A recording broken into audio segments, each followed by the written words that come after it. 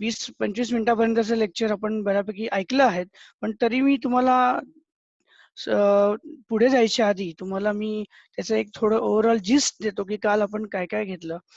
आपण बघतच आहोत, की लॉकडाऊनमुळे आर्थिक परिस्थिती ही फार बेताची होत चाललेली आहे आणि आर्थिक ताणतणाव पण निर्माण होऊ शकतो, एस्पेशली कुटुंबामध्ये. तर त्यासाठी आपण काय केलं पाहिजे हे आपण काल थोडंफार बघितलं आणि त्या हिशोबाने किंवा पुढे जाऊन पुढे 3 महिने ते पुढे 1 वर्षभर पण चालू शकतं हे. जे आर्थिक ताणतणाव आपल्या सर्व कुटुंबामध्ये हा येऊ शकतो. नवरा-बायकोंच्या नात्यांमध्ये पण येऊ शकतो. तर ह्याची काळजी आपण काय घ्यावी ही मुख्य प्रश्न आपल्यासमोर आहे आणि अर्थव्यवस्था तुम्ही काल मी सांगितल्याप्रमाणे 100% अर्थव्यवस्थेवर त्याचा परिणाम झालेला आहे आणि त्याचा परिणाम आपल्याकडे नक्कीच होऊ शकतो. त्यामुळे महत्त्वाचं काल मी सांगितल्याप्रमाणे आर्थिक नियोजन करणं हे अत्यंत महत्त्वाची गोष्ट, आर्थिक नियोजन ही अत्यंत महत्त्वाची बाब आपण डोळ्यासमोर ठेवली पाहिजे. पुढे नक्कीच हे 1 वर्ष ते 2 वर्ष तुम्ही 100% आर्थिक नियोजन करा. हे मी काल पण त्याचं प्रतिपादन केलं होतं आणि तुम्हाला काल त्याचे 5 ते 6 स्टेप्स मी तुम्हाला सांगितले होते, की तुम्ही आर्थिक नियोजन कसं कराल? ते मी एक थोडक्यात सांगतो आणि मग पुढे मी अ, आर्थिक नियोजनाचे टाइप्सला जातो, म्हणजे फायनान्शियल प्लॅनिंगच्या. ह्याच्यामध्ये जर तुम्ही बघायला गेलात तर आर्थिक नियोजन करतानाचे जे स्टेप्स आहेत त्यामध्ये तुम्ही आर्थिक परिस्थितीचा आढावा घेतला पाहिजे. तर आर्थिक परिस्थितीचा जो आढावा नवरा-बायकोनी कसा घ्यावा हे काल तुम्हाला सांगितलं, की मी तुमचं उत्पन्न तुमचे किती आहे, तुमचा खर्च किती आहे, हे तुम्ही बघावं. तो मांडून ठेवावा. मांडणं अत्यंत महत्त्वाचं आहे आत्ताच्या या करंट परिस्थितीमध्ये, या लॉकडाऊनच्या परिस्थितीमध्ये आणि तुम्ही हे करू पण शकता कारण तुमच्याकडे आत्ता वेळ पण आहे. की पुढे जाऊन आपल्याला वर्षभर काय आर्थिक ताण येऊ शकतो, हे तुम्ही बघा आणि आर्थिक परिस्थितीचा आढावा तुम्ही घेतला पाहिजे. दुसरं मी सांगितलं त्याप्रमाणे आर्थिक बजेट तुम्ही तयार केलं पाहिजे. आर्थिक बजेट हे खूप महत्त्वाची गोष्ट आहे. कारण की आर्थिक बजेट म्हणजे तुम्हाला साधारणतः तुमच्या घरामध्ये लोकं किती आहेत, हे तुम्हाला कळेल. कळेल म्हणजे तुम्हाला माहितीच असतं, पण त्या लोकांचं त्यांचा खर्च किती आहे? तुम्हाला मुलं 1-2 असतील तर त्याचा खर्च किती आहे? नंतर त्यामध्ये तुम्हाला उत्पन्न किती आहे? आता त्यामध्ये पण तुम्ही बघितलं असेल, की जर दोघंही जण कमवत असतील, तर दोघांचं उत्पन्न काय आहे? हे तुम्ही जाणून घेतलं पाहिजे पूर्णपणे आणि आता मी एवढं नक्कीच सांगू शकतो, की आर्थिक बजेट मांडताना बजेट म्हणजे काय तर फ्युचर म्हणजे पुढचं भविष्यामध्ये तुम्हाला पुढचे 1 वर्षभर तुम्हाला किती उत्पन्न मिळू शकतं, ह्याचा आढावा तुम्ही घेतला पाहिजे. किती खर्च आपल्याला लागणार आहे, ह्याचा आढावा घेतला पाहिजे. तेव्हा आर्थिक बजेट तुम्ही करा. त्यामध्ये मुलांचा खर्च, आई-वडिलांवर तुमच्यावर डिपेंड असतील तर त्यांचा खर्च, तर तुम्हाला त्याचा पण आढावा घेतला पाहिजे. दोघांचं उत्पन्न नंतर तुम्ही जर एकच जण कमवत असेल, तर त्याच्यावरती अधिक ताण येऊ शकतो, हे आपण जाणून घेतलं पाहिजे. फॅमिली मेंबर्स म्हणजे सर्वच फॅमिली मेंबर्सनी याच्यामध्ये दखल घेतली पाहिजे, की पुढे 1 वर्षभर आपण आर्थिक तडजोड ज्याला म्हणतात, आर्थिक तडजोड ही केली पाहिजे. तर तुम्हाला त्यातनं नक्कीच त्याचे फ्रुट्स मिळतील आणि त्याचा तुम्हाला भविष्यातही खूप उपयोग होईल. कारण तुम्हाला ही एक सवय लागून जाईल. आज कोरोनामुळे तुम्ही जर आज बघितलं असेल, तर तुम्हाला आता हेल्थची सवय लागणार आहे. म्हणजे तुम्हाला सोशल डिस्टन्सिंग जे म्हटलेलं आहे काल स्पीचमध्ये आपल्या पंतप्रधानांनी पण म्हटलेलं आहे आणि सगळेच म्हणत आहेत, की सोशल डिस्टन्स ठेवा. मग त्याची आता तुम्हाला सवय लागलेली आहे. त्याचप्रमाणे का नाही तुम्हाला आर्थिक बजेटिंगची सवय लागली पाहिजे. यासाठी आपण प्रयत्न नक्कीच केला पाहिजे. जर कोणी एवढ्या वर्षामध्ये कोणी आर्थिक बजेट तयार करत नसेल किंवा आर्थिक नियोजन करत नसेल, तर आत्तापासून सुरुवात करा. तुम्हाला ही योग्य अपॉर्च्युनिटी मी म्हणेल, की कोरोनाच्यामध्ये तुम्हाला ही सवय लागलेली आहे. म्हणून आर्थिक बजेट आणि आर्थिक नियोजन हे तुम्ही सुरुवात कराच. तिसरी स्टेप ह्याच्यामध्ये आहे ते आर्थिक ध्येय. तुम्ही एक ध्येय ठेवलं पाहिजे. कारण आज तुम्हाला माहिती आहे, की तुम्हाला ध्येय किंवा तुमचं एक अचीव्ह टार्गेट तुमच्या जर जीवनामध्ये असेल, तर तुम्हाला ते अचीव्ह करायचं तुमच्यामध्ये एक अंगात पण शक्ती पण येते आणि तुम्ही त्याप्रमाणे प्रयत्न पण करत असता. आणि त्यामुळे आर्थिक ध्येय तुम्ही ठेवा, की तुमचं हे ध्येय सपोज इन्व्हेस्टमेंटचं ध्येय असेल, की मला आज पुढे 15 वर्षांनी का होईना एक फ्लॅट घ्यायचा आहे. हा तुमचा एक ध्येय आहे. तर तुम्ही त्यासाठी काय कराल? तर आता तुम्हाला मिळणारं सगळं उत्पन्न त्याच्यामधनं तुम्हाला जे काही खर्च ते म्हणून तुम्ही एक ध्येय जर साध्य केलंत आणि प्रत्येक 3 महिने, 6 महिने, 1 वर्षभराने त्याचा एक आढावा घेतलात, तर 100% आर्थिक ध्येय तुमचं तुम्हाला तुम्ही साधता येईल. तुम्हाला ते आर्थिक ध्येय साधता येईल. चौथी स्टेप जी मी काल सांगितली, की जोखीम म्हणजे रिस्क तुम्ही किती घेऊ शकता. तर आता कोरोनाच्या टाईममध्ये तर मी तुम्हाला नक्कीच सांगणार नाही, की लॉकडाऊन नंतरच्या काळामध्ये, की तुम्ही कुठलीही रिस्क आत्ता तरी घ्यावी. 1 वर्षभर तरी ही रिस्क तुम्ही घेऊ नये. कारण की रिस्क फॅक्टर आता नाहीच आहे खरं तर. कारण की तुमच्याकडे आता कॅश क्रंच नक्कीच येणार आहे. कॅश फ्लो नसणार आहे. पुढे तुम्हाला 6 महिने ते 1 वर्ष सपोज जर उत्पन्न त्या लेव्हलचं किंवा त्या जास्त अधिक उत्पन्न नाही मिळालं आज, तर तुम्हाला त्याची तडजोड करावी लागणार आहे. त्यामुळे कुठलीही रिस्क घेण्यात आता काहीच पॉइंट नाही. तुम्हाला वाटलं की बाबा आता ओव्हरऑल आपलं हे सगळं ठीक चाललंय, तरच तुम्ही ती रिस्क घ्या. त्याशिवाय कुठलीही रिस्क घेऊ नका. त्यामुळे जोखीम घ्यायची की नाही हे तुम्ही तुमच्यावरती सोपवलेलं आहे मी. नंतर पुढची स्टेप मी तुम्हाला सांगितली की तुम्ही जो आर्थिक ध्येय ठेवलेला आहे त्याचा आढावा बेसिकली हा साध्य कसा करता येईल ह्याच्याकडे तुम्ही लक्ष द्या. साध्य करणं खूप महत्वाचं आहे, की कारण की तुम्ही नुसतंच ठरवलं, तर बऱ्याच वेळेला असं होतं, की आपण ठरवतो, पण काही करत काहीच नाही. नुसतंच आपण बसतो आणि नुसतंच बघत बसतो, की आपण अरे हे काय होणार नाही आपल्याकडनं. पण तुम्ही त्यासाठी प्रयत्न केलात का? तो प्रयत्न खूपच महत्वाचा आहे आणि प्रयत्न हा केलाच पाहिजे. तरच तुम्ही तो ध्येय त्या ध्येयापर्यंत तुम्ही पोहोचू शकाल. आणि शेवटचं म्हणजे तुम्ही प्रत्येक गोष्टीचा आढावा घेतला पाहिजे आता. प्रत्येक गोष्टी म्हणजे प्रत्येक 3 महिन्यांनी तुम्ही एक साधारणतः आढावा घ्या, की तुमचा खर्च वाढतोय का? तुमच्या इन्व्हेस्टमेंट तुम्ही जर कुठली सेव्हिंग केली, कुठली इन्व्हेस्टमेंट केली तर तिकडे ते योग्य पैसे जातायत की नाही ते बघा. का तुम्ही कुठे कमी पडताय, ते कमी पडत असाल, तर तो जो गॅप आहे, तो गॅप तुम्ही फिल केला पाहिजे. आज 3 महिने तुम्हाला जमणार नाही, पण त्याच्या पुढच्या 3 महिने किंवा 6 महिने तुम्हाला जमणार आहे ते. तर तेव्हा तुम्ही ती गॅप वर्षभराची शेवटी काय आहे 3-3 महिन्याचं टार्गेट ठेवून वर्षभराचं तुम्हाला जो ध्येय असतो, तो तुम्हाला हे करायचा आहे, फुलफिल करायचा आहे. तर हे लक्षात घेतलं पाहिजे. 3 महिन्यात नाही जमलं तर पुढच्या 6 महिन्यांनी करा. पण 100% तुम्ही ध्येय काय ते आर्थिक ध्येय तर तुम्ही ह्याच्यामध्ये ठेवा. हे जनरल बघितलं तर तुम्ही आर्थिक नियोजनाचे काल मी तुम्हाला 6 स्टेप्स सांगितल्या होत्या. नंतर आता मी पुढे इमिडिएटली वळतोय ते म्हणजे टाइप्स म्हणजे आर्थिक नियोजनाचे किती प्रकार असतात. त्यामध्ये तुम्हाला मी आपण काल टॅक्स प्लॅनिंग पर्यंत आलो होतो. पण मला काही अजून पॉइंट त्यात ॲड करायचे आधीच्या 3 पॉइंटमध्ये. ते म्हणजे पहिलं आहे कॅश फ्लो प्लॅनिंग. तर कॅश फ्लो प्लॅनिंगमध्ये जनरली काय होतं, की तुम्हाला माहिती आहे कॅश फ्लो खूप महत्त्वाची गोष्ट कितीही नाही म्हटलं तरी आहे. आज 2016ला डिमॉनिटायझेशन झाल्यानंतर कॅश क्रंच खूप आला. लोकांना कॅश म्हणजे काय? कॅश सगळी निघून गेली आणि तुम्ही सगळेजण किती नाही म्हटलं तरी तुमच्यामध्ये आज ती एक क्रांती झालेली आहे. तुम्ही कितीही नाही म्हटलात तरी, की कॅश जवळ ठेवायची नाही. प्रत्येक गोष्ट डिजिटली व्हायला पाहिजे. तर डिजिटली व्हायला पाहिजे म्हणजे काय? की तुम्ही आता तुम्हाला आता तुम्ही जर नीट स्वतःचा आढावा घेतला असेल, तर आता तुम्ही कुठेही गेलात कॅश न घेता तरी तुम्हाला काही फरक पडत नाही. कारण तुम्ही कार्डनी स्वाईप करता. सगळीकडे आज पेटीएम आहे, Google पे आहे, पेयू आहे आणि असे अनेक ॲप्लिकेशन्स आहेत जेणेकरून तुम्ही पेमेंट करू शकता. त्यामुळे तुम्हाला कॅशची खरं गरज पडते का? तर नाही पडत. पण म्हणजे पडू पण शकते, पण का तर आपल्याला सवय लागलेली आहे म्हणून. पण आज पुढे जाऊन ही जर सवय गेली, तर नक्कीच कॅश फ्लो. तर आता महत्त्वाचा मुद्दा ह्याच्यामध्ये असा मला सांगायचा आहे, की आत्ताच्या करंट सिच्युएशनमध्ये म्हणजे कोरोनाच्या लॉकडाऊन नंतरच्या काळामध्ये तुम्हाला कॅशची गरज पडणारच आहे. कारण तुमच्या सेव्हिंगमध्ये किती पैसे आहेत हे तुम्ही बघणं फार गरजेचं आहे. इमर्जन्सीसाठी तुमच्याकडे किती पैसे आहेत तुमच्या बँकेमध्ये, त्याचा एक आढावा घ्या. तुम्हाला पुढे जाऊन 3 महिने काहीही तुम्ही उत्पन्न नाही कमवलं किंवा 6 महिने उत्पन्न नाही मिळालं तुम्हाला, उद्योगधंदा आहे, कुठे बसला असेल उद्योग, तर तुम्ही ते पैसे जे 6 महिन्याचा जो तुमचा खर्च आहे, तो तुम्ही कसा करणार आहात? त्यासाठी कॅश फ्लोचा तुमचा जो कॅश जो असतो त्याचा इनफ्लो आणि आउटफ्लो म्हणजे उत्पन्न आणि खर्च हे दोन्हीची तुम्ही पूर्ण जो तुमचा जो हे मांडायला पाहिजे तुम्ही हे दोन्ही बेसिकली की आपलं उत्पन्न किती आणि तर ते तुम्हाला जास्त सोयीस्कर पडेल आणि कॅश फ्लोचं मेन गोष्ट अशी असते की पुढे जाऊन तुम्हाला त्याचे खर्च वर्षभराचे किती आहेत ते तुम्ही मांडलेत तरी खूप चांगलं आहे. कारण की त्यातनं तुम्हाला काय आहे तर ह्याच्यातनं तुम्हाला काल मी सांगितल्याप्रमाणे आवश्यक आणि अनावश्यक खर्च. आता आवश्यक खर्च जो असतो तो तुम्हाला करावाच लागणार आहे. त्याला तुम्हाला काही ऑप्शन नाहीये. पण तुम्हाला जनरली माहिती पण पाहिजे की आपल्या आवश्यक खर्च. अनावश्यक खर्चामध्ये सुद्धा नवरा-बायकोनी काय केलं पाहिजे तर तुमच्या गरजा काय आहेत ह्या ओळखल्या पाहिजेत. तुमच्या खरंच गरजेची गोष्ट आहे का ती? ती तुम्ही ओळखा. दोघांनी मिळून तुम्ही ती लिहून घेतली पाहिजे. आता जे मी पुढे काही पॉइंट्सला जाणार आहे ते नवरा-बायकोंसाठी असणार आहे.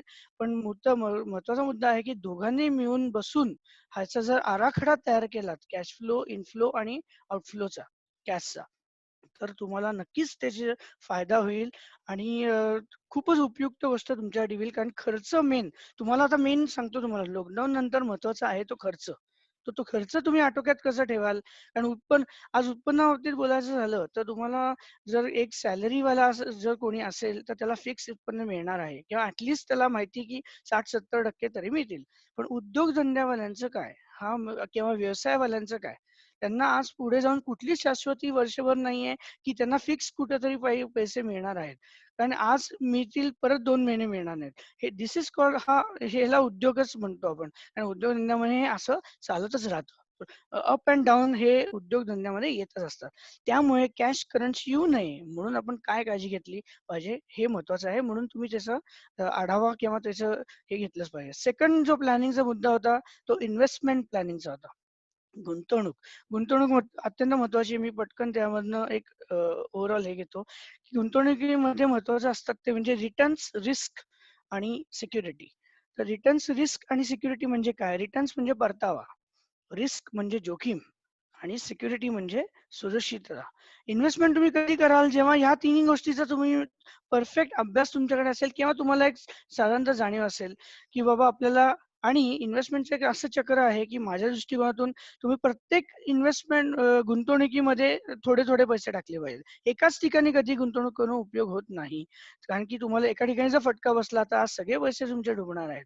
त्यामुळे थोडे पैसे एल-आय-सीमध्ये टाकले, थोडे पैसे पी-एफमध्ये टाकले, थोडे ई-पी-एफ मग आणि म्युच्युअल फंड झालं आणि मग शेवट तुम्हाला वाटलंच तर शेअरमध्ये जा.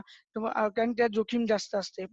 पण तेवढेच रिटर्न जास्त असतात. सो पहिले सिक्युरिटी बघा, मग रिस्क घ्या आणि मग रिटर्न्सकडे जा. असं माझं क्लिअर त्याच्यामध्ये अंडरस्टँडिंग आहे. आणि त्याच्यामध्ये सुद्धा गुंतवणूक महत्त्वाची असते कारण की त्यामध्ये मालमत्ता जो असतो, मालमत्ता वाढवण्याचं एक उत्तम साधन म्हणजे गुंतवणूक असतं. मालमत्ता तुम्ही कशी वाढवाल हे सुद्धा एक महत्त्वाची गोष्ट आहे. त्यासाठी तुम्ही प्राधान्यक्रम तयार केला पाहिजे. तुम्ही प्रायोरिटी तयार केली पाहिजे, की कुठल्या ह्याच्यात पहिले आपण गुंतवावे, कुठले सिक्युरिटीमध्ये जातात आणि तुम्हाला ओव्हरऑल अबाव तुमचे जे पैसे असतात, ते तुम्ही रिस्कमध्ये घेतलेत तरी चालतात. त्यातनं तुम्हाला जरी डुबले म्हणजे असे पैसे तुम्ही रिस्कमध्ये टाका, जे डुबले तरी तुम्हाला त्यातनं फार काही नुकसान होणार नाही. आणि गुंतवणुकीचा हा काही फंड आहेत. गुंतवणुकीचे प्रकार तुम्हाला माहितीच आहेत. खूप एल-आय-सी आहे, एन-पी-एस आहे. सध्या एन-पी-एस खूप जोरात आहे. नंतर नॅशनल सेव्हिंग स्कीम्स आहे. म्युच्युअल फंड्स, शेअर्सचं मी जास्त रेकमेंड मी त्यात नसल्यामुळे करत नाही. पण बाकी सिक्युर्ड तशी इन्व्हेस्टमेंट फक्त एवढाच मुद्दा गुंतवणुकीचा शेवटचा सांगतो, की तुम्ही लाँग टर्म इन्व्हेस्टमेंट करा. जास्तीत जास्त लाँग टर्म इन्व्हेस्टमेंट करा. लाँग टर्म म्हणजे की साधारणतः तुम्हाला सांगतो 10 वर्षापासून ते 20 वर्षापर्यंतची इन्व्हेस्टमेंट झाली पाहिजे. 10 वर्षाच्या खाली येता कामा नये. ह्याचं कारण असं आहे, की तुम्ही जोपर्यंत 10 वर्ष मिनिमम 10 वर्ष का सांगतो मी? कारण की 10 वर्षाच्या पुढे तुम्हाला जे काही रिटर्न्स मिळणार आहेत, जे प्रॉफिटेबल रिटर्न्स आहेत, जे खूप गुड रिटर्न्स आहेत, ते तुम्हाला आज लाँग टर्म इन्व्हेस्टमेंटमध्येच मिळतात. शॉर्ट टर्ममध्ये मिळत नाहीत. तुम्ही शॉर्ट टर्ममध्ये गुंतवले आणि म्हणले, "अरे 2 वर्षात माझे पैसेच आले नाहीत. काही रिटर्नच मला नीट आला नाही." तर असं तुम्ही म्हणू शकत नाही कारण ते शॉर्ट टर्म आहे. लाँग टर्ममध्ये त्याचा कंपाउंडिंग इफेक्ट असतो. का तर तुम्ही गुंतवलेले पैसे ते लाँग टर्ममध्ये असतात आणि तुम्हाला कंपनीज पण जास्त रिटर्न्स तुम्ही त्यातनं देऊ शकतात. त्यामुळे लाँग टर्म इन्व्हेस्टमेंटमध्ये जा. तर ही गुंतवणूक प्लॅनिंग खूप महत्त्वाचं आहे आणि आता लॉकडाऊन पिरियडमध्ये पण तुम्ही जी काही गुंतवणूक केलेली आहे, त्याकडे नक्कीच तुम्ही लक्ष द्यावं आणि ते पैसे कुठल्याही परिस्थितीत खर्च होऊ नयेत आणि किंवा खर्चाच्या मार्गावर जाऊ नयेत. हे नक्कीच तुम्ही लक्षात ठेवा. तिसरं जे आहे ते इन्शुरन्स प्लॅनिंग.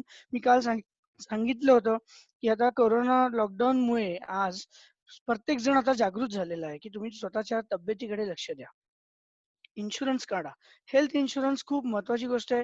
तुम्ही तुमचा इन्शुरन्स काढलाय का? तुमच्या बायकोचा किंवा नवऱ्याचा इन्शुरन्स काढलाय का? फॅमिलीचा काढलाय का? डिपेंडन्स बघा आणि त्या हिशोबाने यावर्षी नक्कीच लक्षात ठेवा, की तुम्ही एक तरी इन्शुरन्स पॉलिसी तुमच्याकडे पाहिजे. मेडिक्लेम पॉलिसी पाहिजे. कुठलीही कंपनी कधीच रेकमेंड करत नाही. पण तुम्ही तुमच्या हिशोबाने का होईना हेल्थ इन्शुरन्स तुमच्या प्रत्येकाचा पाहिजे. घरामध्ये तुमच्याकडे नसेल तर आत्ताच आढावा घ्या आणि प्रत्येकाला मी एवढंच सांगतो, की तुम्ही हेल्थ इन्शुरन्स नक्की यावर्षी काढा. कारण त्याचा खूप प्रॉफिट होतो. हॉस्पिटलायझेशन झालं, कोणाला कशी तब्येत बरोबर नाही, कोणाला ॲडमिट केलं, तर इमिजिएट तुम्हाला कार्डवरती ते पेमेंट्स पण करता येतात. कॅशची गरज नाही पडत. का तर तुम्ही तो इन्शुरन्स काढलेला असतो. पण इन्शुरन्स केव्हा त्याला आपण आयुर्विमा म्हणतो, आरोग्य विमा म्हणतो. तर त्याचं तुम्हाला माहितीच आहे आणि की इन्कम टॅक्सच्या अंडर सुद्धा 80D अंडर 25,000 तुम्हाला त्याचं एक्झम्पशन मिळतं. मेडिक्लेमचं एक्झम्पशन मिळतं. सीनियर सिटीझनसाठी 50,000 मेडिक्लेम एक्झम्पशन मिळतं. हे लक्षात राहायचं आहे. LIC मध्ये तर मी तुम्हाला नंतर ह्याच्यामध्ये येणार टॅक्समध्ये येईल तेव्हा मी तुम्हाला ATCच्या अंडरचं एक्झम्पशन सांगेल. त्याचबरोबर तुम्ही तुमच्या घराचं इन्शुरन्स काढलंय का? ऑटोचं काढलंय म्हणजे कुठल्या व्हेइकलचे इन्शुरन्स आहेत ना सगळे third party insurance and comprehensive insurance ते तुम्ही काढलेत का? ते पण एकदा चेक करा. तर नक्कीच इन्शुरन्स प्लॅनिंग पण तुम्ही करा, की या वर्षभरात आपल्याला काय-काय करायचं आहे. त्या म्हणून आर्थिक नियोजन खूप महत्वाची गोष्ट पडते. नंतर टॅक्स प्लॅनिंग. आता काल आपण टॅक्स प्लॅनिंग पर्यंत आलो होतो. म्हणजे सुरुवात करणारच होतो. टॅक्स बाबतीत मला बरंच काही बोलायचं असतं कारण टॅक्स हा माझा आवडता विषय आहे आणि म्हणजे त्याच्यामध्येच मी आज प्रॅक्टिस पण करतो आणि त्याच्यावरती बरेच मी हे पण करतो, आर्टिकल्स पण लिहितो टॅक्सवर.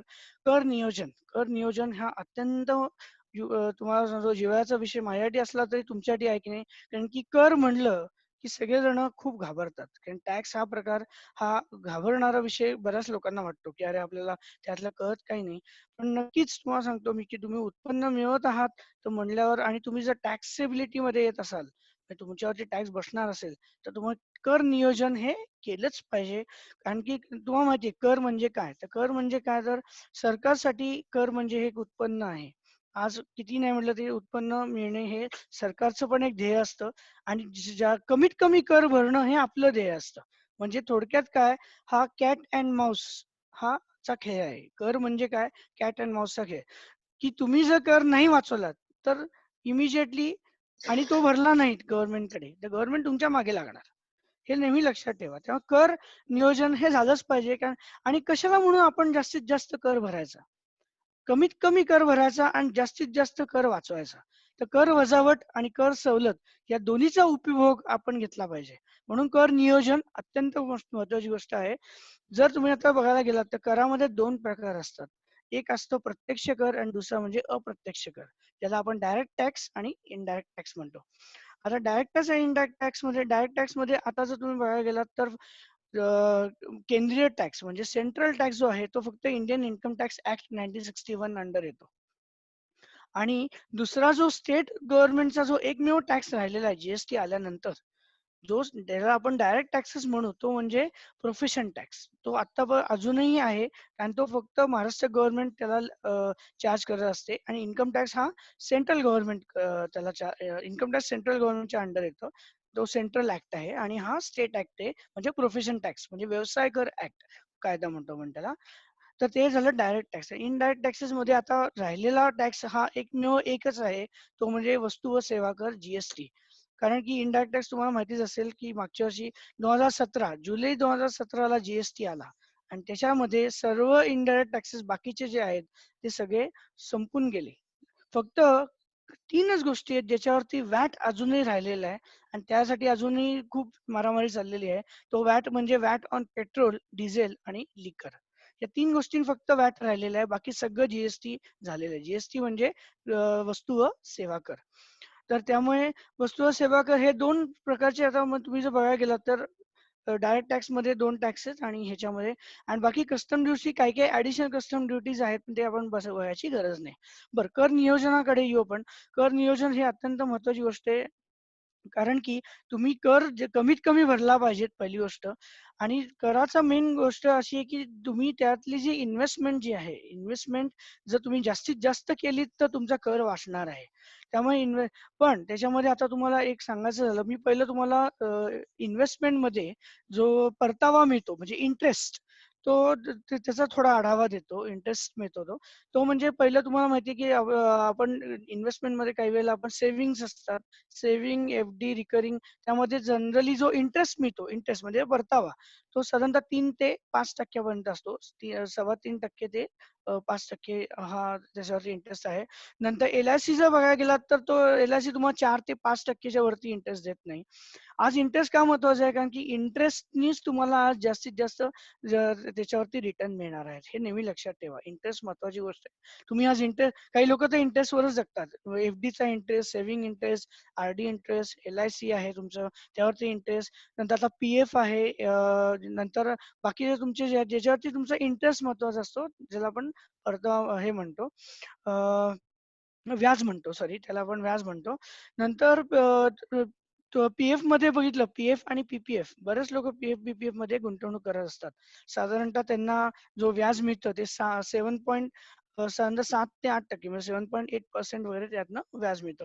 सध्याच्या काळामध्ये सर्वात जास्त जो व्याज मिळतं ते म्हणजे नॅशनल पेन्शन स्कीमला मिळतं, असं माझा एक अभ्यास झालेला आहे, की त्याला आपण एनपीएस म्हणतो, नॅशनल पेन्शन स्कीम. 9% त्याचं व्याज मिळतं आणि ते खूप रेकमेंडेड आहे. म्हणजे खूपच चांगली गुंतवणूक त्यामध्ये मिळू शकते. आणि मी शेअर बद्दल काही बोलत नाही, कारण शेअर म्युच्युअल फंड हे कसे आहेत की तुम्हाला 0% पासून 24% हायएस्ट रिटर्न पण देतात, पण तेवढी रिस्क पण आहे. तुम्ही एका महिन्यात तुम्ही झिरो पण कमवाल, काहीच नाही कमवाल, सगळंच गमवून बसाल. त्यावरती मी ते रिकमेंड करत नाही. हे जनरली टॅक्स प्लॅनिंग मध्ये. आता टॅक्स प्लॅनिंग मध्ये अजून महत्वाची गोष्ट आहे इन्कम टॅक्स, म्हणजे प्राप्तिकर. प्राप्तिकरामध्ये आता काय झालेलं आहे, हा इन्व्हेस्टमेंट प्रकार आपण जो बघितला, गुंतवणूक प्रकार बघितला, तर त्यामध्ये आता त्यांनी प्राप्तिकरामध्ये ह्या नवीन बजेटमध्ये 2021च्या फायनान्शियल इयर 2021 मध्ये म्हणजे बजेट जे त्यांनी सादर केलं, त्यामध्ये त्यांनी आता प्राप्तिकरामध्ये 2 रेजिम्स आणलेले आहेत त्यांनी. एक तर जुनं आणि वर्किंग, आणि एक नवीन वर्किंग. तर जुन्या वर्किंग प्रमाणे जर तुम्ही गेलात तरच तुम्हाला गुंतवणुकीची वजावट मिळणार, आणि नवीन वर्किंग प्रमाणे गेलात तर तुम्हाला गुंतवणुकीची कुठलीच वजावट मिळणार नाही. तर त्याचा आपण कर दर मी तुम्हाला सांगतो, की 2.5 लाखापासून 5 लाखापर्यंत, पहिलं जुन्या ह्याच्याप्रमाणे जातो, रेजिम प्रमाणे, अ, जुन्या सिस्टीम प्रमाणे. तर 2.5 लाखापासून 5 लाखापर्यंत 5% तुम्हाला इन्कम टॅक्स बसतो. 5 लाखाच्या वरती साधारणतः तुम्हाला 20% बसतो, आणि 10 लाखाच्या वरती हा तुम्हाला 30% बसतो. हा तुमचा जुना कर दर झाला. त्याच्यामध्ये जर तुम्ही बघायला गेलात तर हे 3 स्लॅब होते, पण त्यांनी नंतर आता वाढवून 3 स्लॅबचे जवळपास 6 स्लॅब केलेले आहेत. त्यामुळे नवीन कर दर आता लागलेला आहे. त्याच्यामध्ये तुम्हाला जो टॅक्स आहे तो कमी बसेल, पण मुद्दा आहे की तुम्हाला त्यातले इन्व्हेस्टमेंट, जो 1.5 लाखाचं इन्व्हेस्टमेंट एटीसी च्या अंडर मिळतं. प्राप्तिकरामध्ये एटीसी सेक्शन आहे, त्यात एटीसी च्या अंडर तुम्हाला 1.5 लाखापर्यंत प्राप्तिकराचं वजावट मिळत होतं. ते आता मिळणार नाही नवीन रिजिम मध्ये. ओल्ड रिजिम मध्ये मिळेल, पण तुम्ही ओल्ड रिजिमने जर गेलात तर तुम्हाला मिळणार. पण तुम्ही आता यावेळेस मी तुम्हाला असं एवढंच सांगेल मी, की तुम्ही जुन्या रिजिम प्रमाणे जा, कारण तुम्हाला इन्व्हेस्टमेंट म्हणजे मॅक्झिमम त्याची कर वजावट तुम्हाला घेता येईल प्राप्तिकराप्रमाणे. आता मी पुढे जातो टॅक्स प्लॅनिंग नंतर. पुढचं प्लॅनिंग जे आहे ते रिअल इस्टेट प्लॅनिंग आहे. तर रिअल इस्टेट प्लॅनिंग, एक सेकंड होल्ड करतो.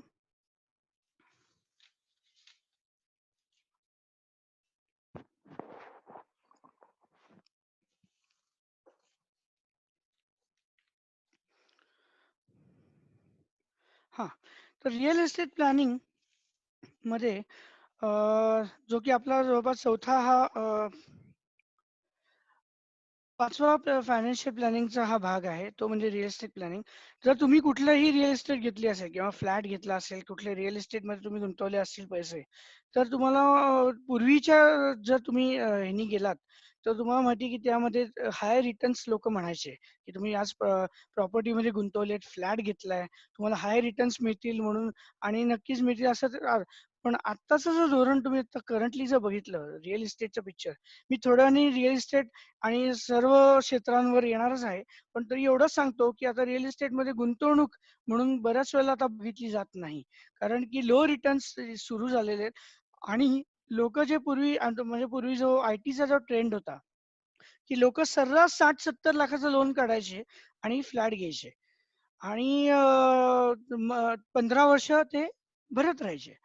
पण आता मुद्दा असा झालेला आहे की म्हणजे त्यांनाही कळून गेलेलं आहे, की कारण आता पैसे जास्त मिळतच नाहीत. आज इन्क्रिमेंट आय-टीमध्ये पण होत नाही, बाकीच्या सेक्टरमध्ये पण होत नाही.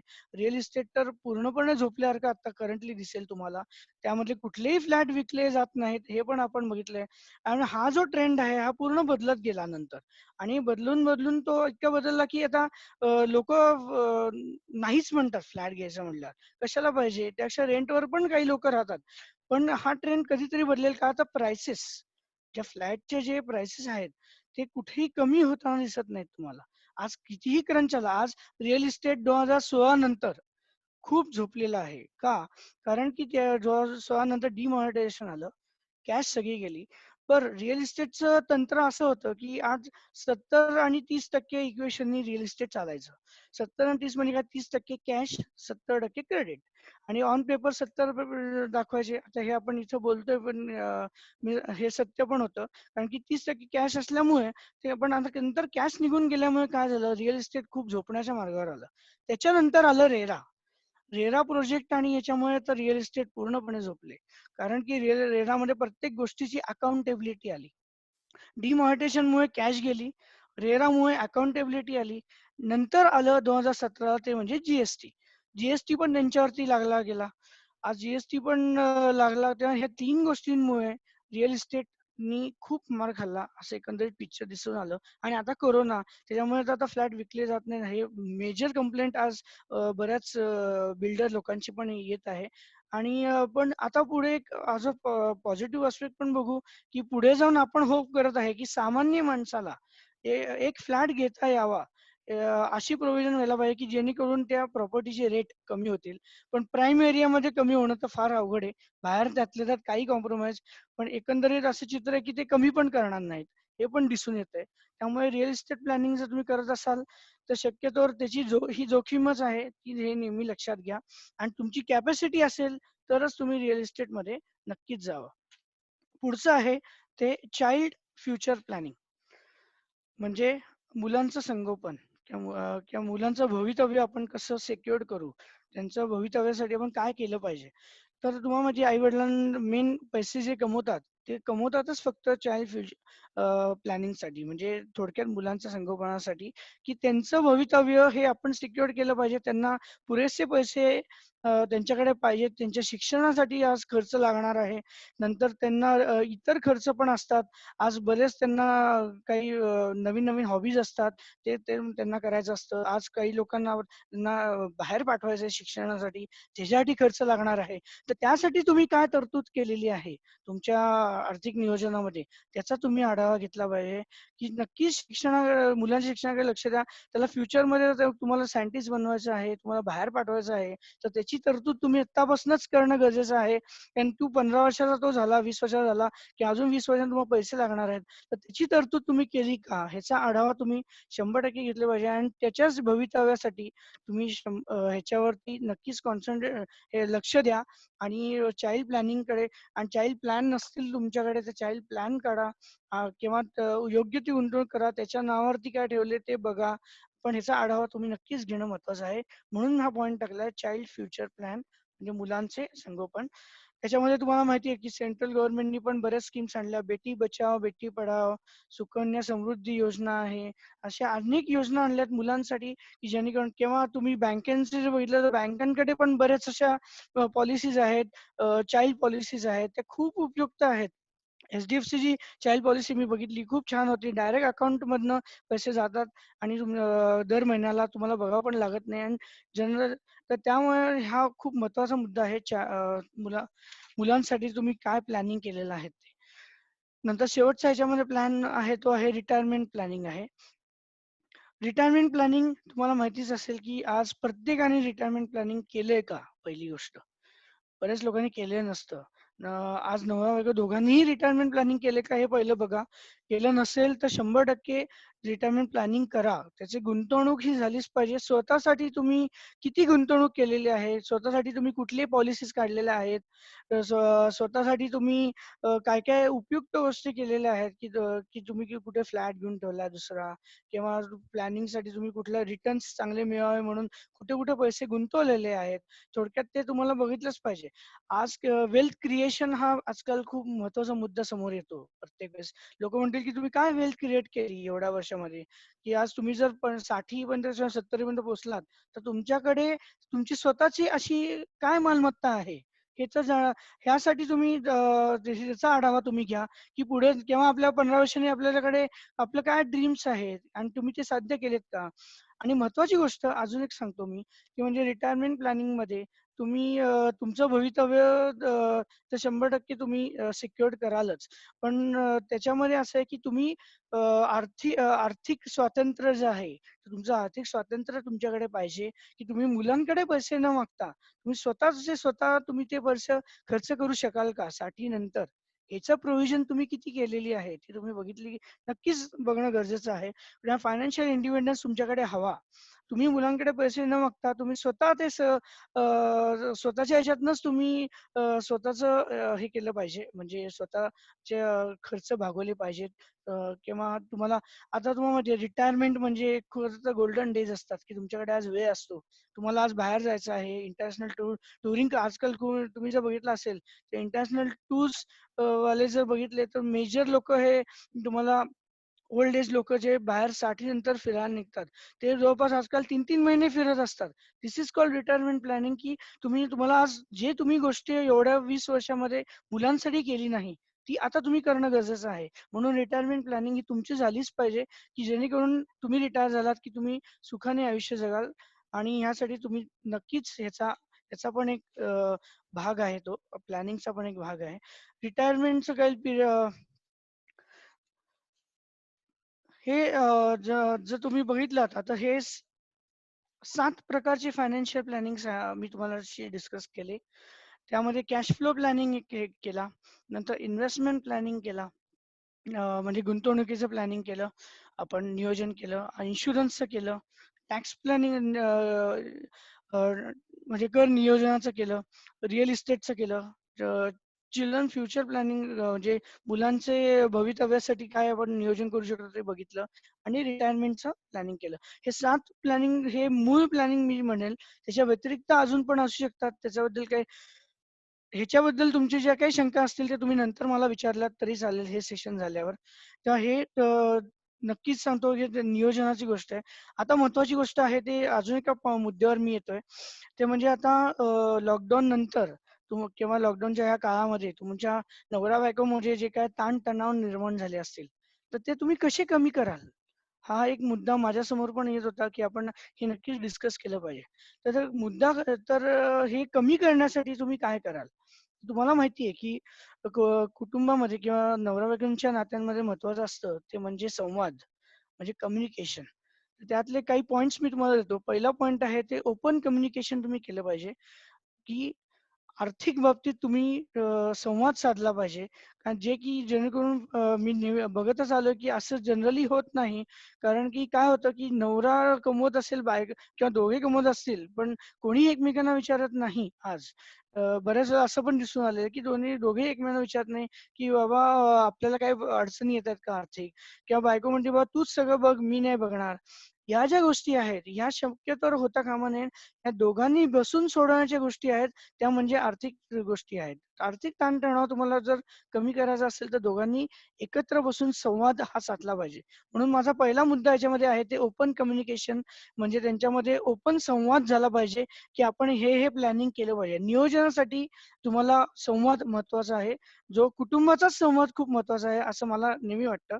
सो आणि महत्त्वाचा मुद्दा आहे, की ज्याच्यामध्ये तुम्ही हा जो संवाद साधणार आहात, ज्याच्यामुळे की तुम्ही आर्थिक नियोजन करणार आहात किंवा आर्थिक गोष्टींचा आढावा घेणार आहात, तर त्यामध्ये तुम्ही ओपनली बोललं पाहिजे आणि प्रामाणिकपणे जी वस्तुस्थिती आहे, वस्तुस्थिती तुम्ही मांडली पाहिजेत एकमेकांसमोर.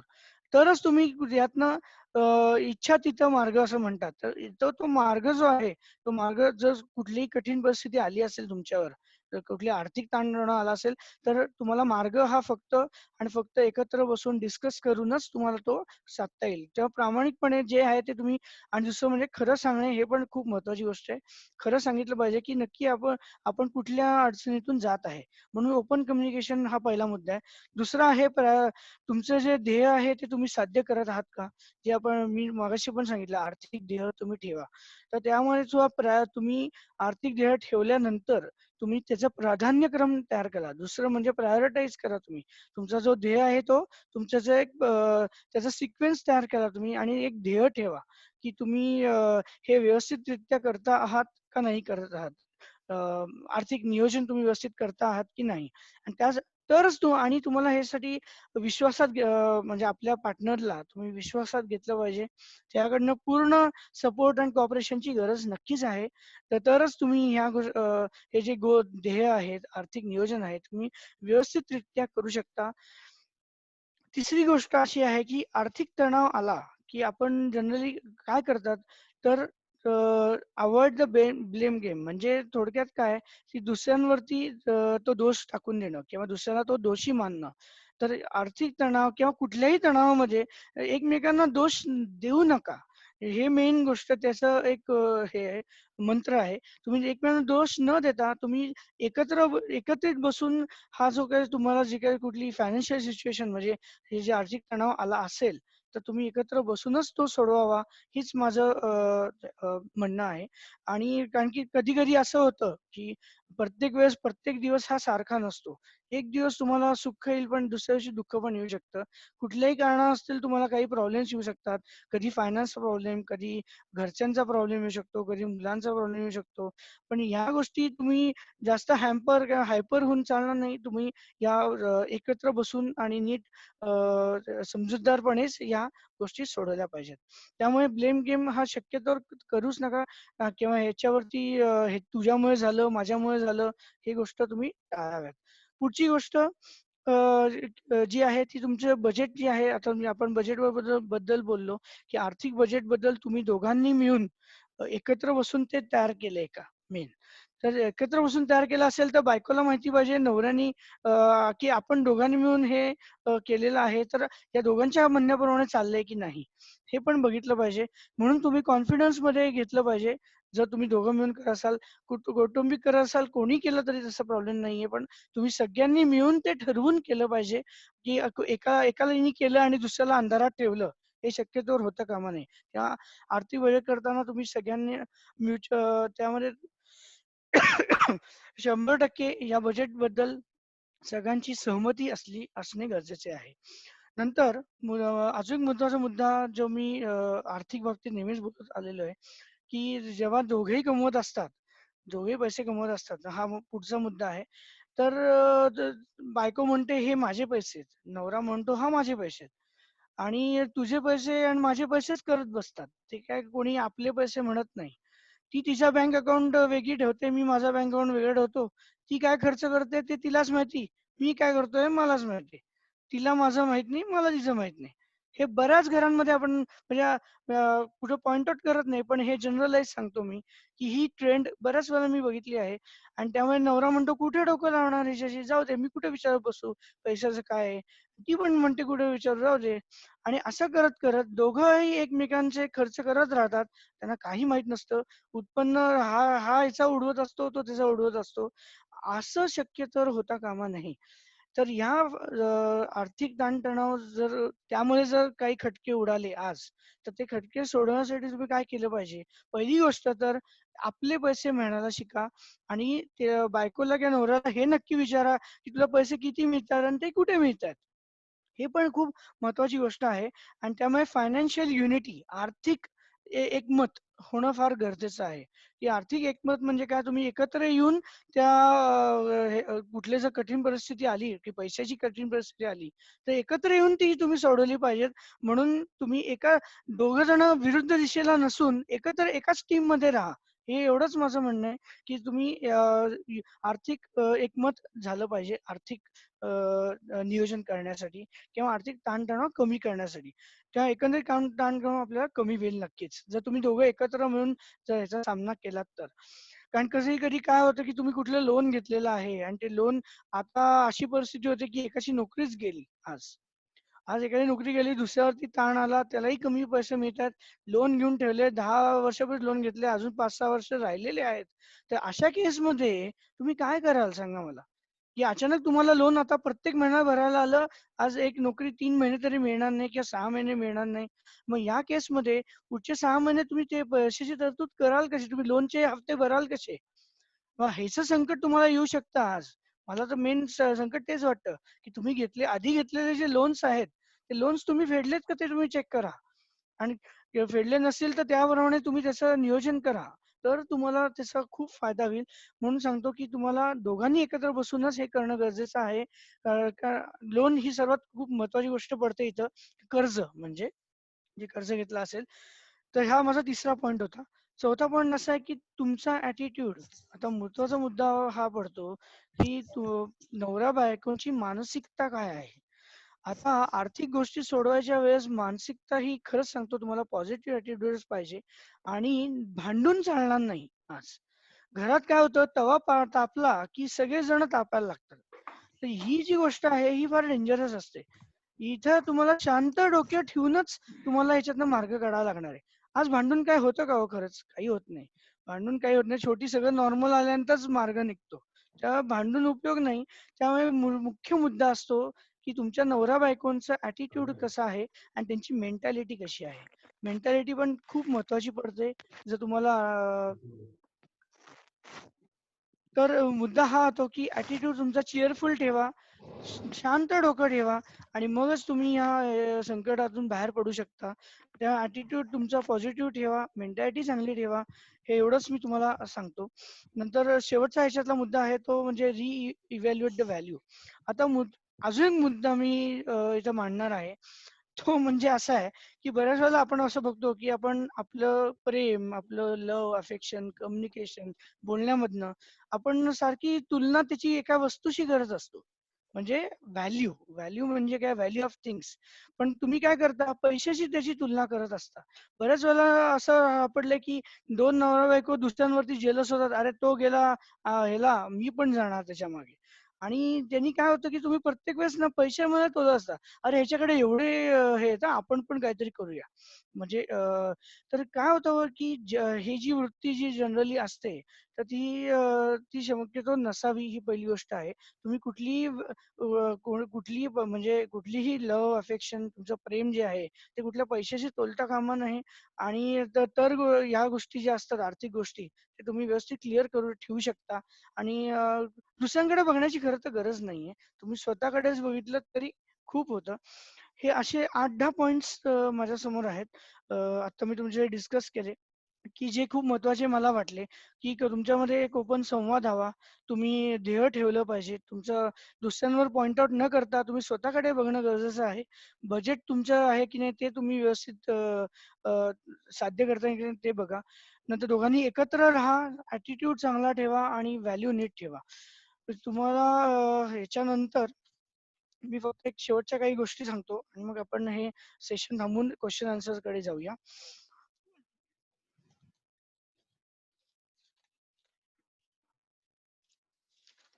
थोडं मी 2 मिनिटात तुम्हाला इकॉनॉमी बद्दल इन्फॉर्मेशन देतो, की आता करंट परिस्थिती काय आहे. तर त्याचा मी काही अभ्यास स्पेशली तुमच्यासाठी केला होता. आता लॉकडाऊन मुळे भारताची जी आर्थिक अर्थव्यवस्था जी आहे, तर $320 बिलियन एवढं आपल्याला आता लॉस झालेला आहे भारताला, या लॉकडाऊनमुळे. आणि जवळपास प्रत्येक दिवसाला $8 बिलियन चा लॉस आपल्याला होत आहे. आपण घरी बसलोय, कामकाज चालू नाहीये, उद्योगधंदे बंद आहेत. तर यामुळे खूप नुकसान आता देशाचं झालेलं आहे. आंतरराष्ट्रीय पण झालेलं आहे. आज जर अर्थव्यवस्था बघितली, तर त्यांनाही खूप चिंता वाटू लागलेली आहे. कारण की ती पण पूर्ण खाली येत चाललेली आहे. तुम्ही डॉलरची कंपॅरिझन करा, ती पण कमी झालेली आहे. आज बऱ्याच गोष्टी क्रॅश होत चाललेल्या आहेत. तर आपल्या इथले जे सेक्टर्स तुम्ही बघितले, तर ह्या रिसेशनमुळे किंवा आर्थिक मंदीमुळे जे सेक्टर आता खूप अफेक्ट झालेले आहेत. तर रिअल इस्टेट मी तुम्हाला म्हटलं तसं डिमॉनिटायझेशन, जी रेरा आणि आता कोरोना ह्यांच्यामुळे जवळपास रिअल इस्टेट सेक्टरला आज 1,00,000 कोटीचा फटका बसलेला आहे. म्हणजे तुम्ही विचार करा की प्रत्येक जण कुठल्या मनस्थितीमध्ये असेल, किंवा किंवा त्यांच्याकडे काम करणारे जी लोक आहेत त्यांची परिस्थिती काय आहे. दुसरं, टुरिझम व्यवसाय पूर्णपणे ठप्प झाले. आता पुढे एक वर्षभर तर कोणी फिरायला जाणार नाही, मला नाही वाटत. कोणी हिंमत करेल की नाही हे पण मला माहित नाही. पण करू नका, कारण की आज इंटरनॅशनल जाण्यापेक्षा भारतातच फिरा वाटलंच त्यातल्या त्यात, पण बाहेर जाऊ नका. नंतर हॉटेल इंडस्ट्री तुम्हाला माहिती आहे, आता मला माहित नाही पुढे जाऊन ते किती ओपन होईल, त्याबद्दल मी काही फार बोलत नाही. नंतर अजून काही सांगायचं, एमएसएमई जे छोटे म्हणजे सूक्ष्म लघु आणि मध्यम उद्योग जे आहेत, ते पण मेजर कॅश क्रंचेस मध्ये आहेत. त्यांच्याकडे आता पैसेच नाही आहेत. आता मुळात जर बघितलं तर उद्योगधंदे हा आपल्या देशाचा पाया असतो. आपण मग बऱ्याच भाषणांमध्ये ऐकले make in India. What is make in India? की आपल्या इथं जे मॅन्युफॅक्चरिंग होतं ते मॅन्युफॅक्चरिंग जास्तीत जास्त इंडियात व्हावं आणि इथल्या लोकांना त्यातनं रोजगार मिळावा, हा मेन त्याचा ध्येय आहे. पण सध्या जर बघायला गेलं तर आता सगळेच उद्योगधंदे 6 महिने तर काय, म्हणजे 3 महिने तरी लॉकडाऊन नंतर 3 महिने रुळावर यायला लागतील आणि वर्षभर हीच परिस्थिती राहील, ही 100% खात्री याच्यामध्ये आहे. बरेच पॅकेजेस त्यांच्याकडनं मागवलेले आहेत. आता तुम्हाला मेन उद्योगधंद्याचा प्रॉब्लेम हा आहे की पुढे 3 महिने किंवा 6 महिने त्यांचा जो मूळ कॉस्टिंग असतं, म्हणजे खर्च जो आहे, म्हणजे त्याचा खर्च कुठला कुठला त्यांना आहे, तर त्यांना आज, त्यांच्याकडे जे फुल टाइम एम्प्लॉईज आहेत, कामगार आहेत, त्यांचे पगार द्यायचे त्यांना, ते पगार द्यायचे कुठनं? आज पैसेच नाही, त्यांचे कॅश क्रंच चालू आहे. दुसरं म्हणजे त्यांनी जर जागा भाड्याने घेतली असेल तर तो रेंट जो आहे तो रेंट भरणार कसा? रेंट भरायला पैसेच नाहीत. आणि त्यामुळे आता बरेचसं असं पण बघितलं की जे उद्योगधंदे, जे छोटे उद्योगधंदे आहेत, ते जर रेंट भरत असतील तर त्यांनी आता रेंट भरणं सोडून दिलेलं आहे आणि ते रेंट, जागा परत देऊन टाकली घर मालकाला आणि तो उद्योगधंदाही बंद करून टाकला. अशाही केसेस यायला लागलेल्या आहेत. म्हणजे बघा किती किती बिकट परिस्थिती आज बाहेर निर्माण झालेली आहे, 100% झालेली आहे. आणि तिसरं म्हणजे हे सगळं मेंटेन ठेवावं लागतं त्यांना. कुठल्याही उद्योगधंद्याला आज सगळं मेंटेनन्स आला, इलेक्ट्रिसिटी बिल आलं, प्रॉपर्टी टॅक्स बिल आलं, हे सगळं भरावं लागणार आहे. त्यामुळे हे फार कठीण परिस्थिती पुढे 3 ते 6 महिने नक्कीच तुम्हाला दिसेल, आहेच आहे.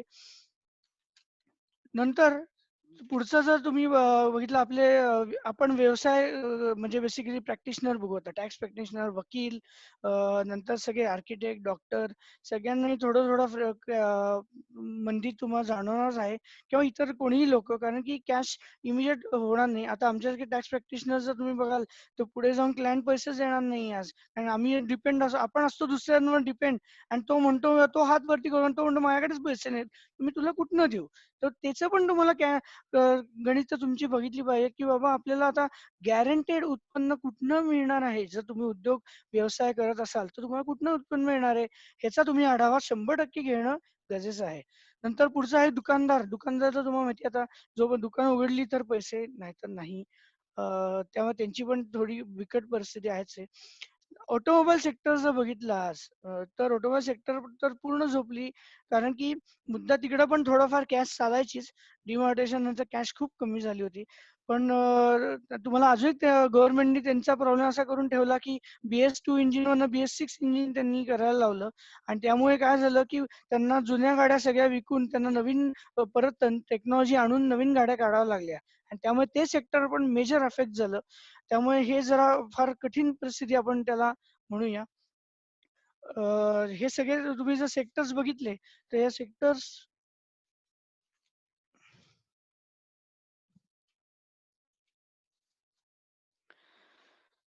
तर हे सेक्टर्स कुठे ना कुठेतरी आज अफेक्ट झालेले आहेत आणि त्यामध्ये आपण कुठे ना कुठेतरी इन्व्हॉल्व आहे, हे 100% मी लिहून देतो. काही लोकांचे म्हणजे हजबंड किंवा वाईफ कुठल्या ना कुठल्या जे सेक्टरमध्ये काम करत असतील तर 100% याच्यामध्ये काही ठिकाणी त्यांना पगार जर मिळत असेल तर काही उद्योगधंदे हे 50 ते 60%च पगार आज देत आहेत. त्यामुळे त्याशी भांडण न करता आपली नोकरी टिकवा, हे महत्वाची गोष्ट आहे. व्यवसायामध्ये पण मी टिप्स असेच देतो की कळ काढा. थोडक्यात काय तर कळ काढा. तुम्हाला चांगले दिवस नक्कीच येतील. तुम्हाला तेवढं मॅनेज, तुम्हाला या 3 ते 6 महिने किंवा 1 वर्षभरासाठी तरी तुम्हाला ते मॅनेज हे 100% करावंच लागेल. मी फक्त आता शेवटच्या गोष्टींकडे येतो की तुम्हाला काही प्रोव्हिजन्स फक्त सांगायचे आहेत मला,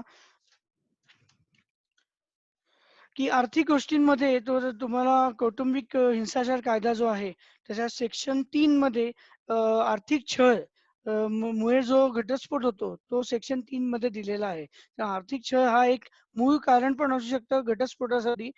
हे फक्त मी तुम्हाला ॲज अ नॉलेज म्हणून सांगत आहे. अजून एक इन्फॉर्मेशन जी मी एक मजा म्हणून सांगतो तुम्हाला. ती म्हणजे अशी आहे की युनिसेफने असं सांगितलं आहे की डिसेंबर महिन्यामध्ये आज 2 कोटी सुद्धा मुलं जन्माला येतील असं त्यांनी सांगितलंय. आता एवढी जर खरंच आली तर फारच कठीण परिस्थिती भारतामध्ये नक्कीच निर्माण होईल असं मी तुम्हाला सांगतो. तर हे करून मी माझं आजचं भाषण आत्ता तरी हे थांबवतो, कारण तुम्ही फार आर्थिक करून पण उपयोग नाही. अ, एक 5 मिनिटं ब्रेक घेऊ आणि मग नंतर क्वेशन आन्सर सेशनकडे जाऊया. Thank you very much.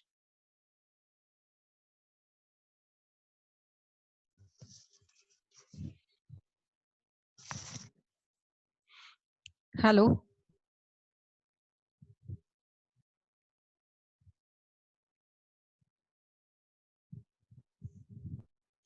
Hello.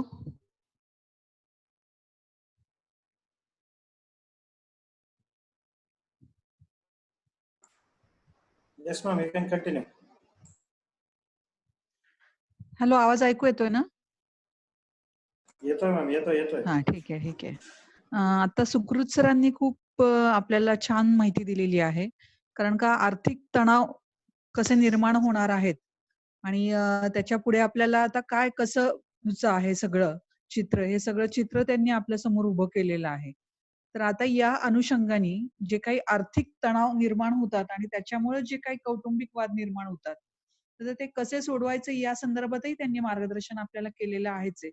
तर याच्यात आता तुम्हाला काही प्रश्न असतील तर आपण विचारूयात सुकृत सरांना. प्रत्येकाच्या मनामध्ये जे काही प्रश्न आलेले असतील, म्हणजे आता करोनाच्या आधी, करोनाच्या नंतर अजून काय होईल, किंवा आपल्या समुपदेशन क्षेत्रामध्ये आपल्याला पुढे काय करावं लागेल, कसं करावं लागेल, या संदर्भात जरी काही अडचणी असल्या तरी आपण जरूर विचारा. ज्यांना विचारायचं असेल त्यांनी फक्त रेज करा हँड आणि त्यांना ऍक्सेस दिला जाईल आवाज हे करण्यासाठी.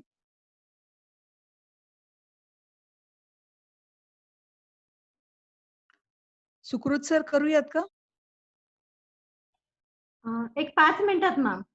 हो हो, ओके ओके, काय हरकत नाहीये. हा, मला अजून कोणाचं म्हणजे रेज नाही झालं हँड. कोणाला क्वेश्चन्स आहेत, कोणी रेज नाही केलेत. बरं, मला आहे क्वेश्चन विचारायचंय सरांना. ओके. विचारते आल्यानंतर. सगळ्यांनी अजून विचार करून ठेवा की काय विचारायचं आहे नक्की सरांना.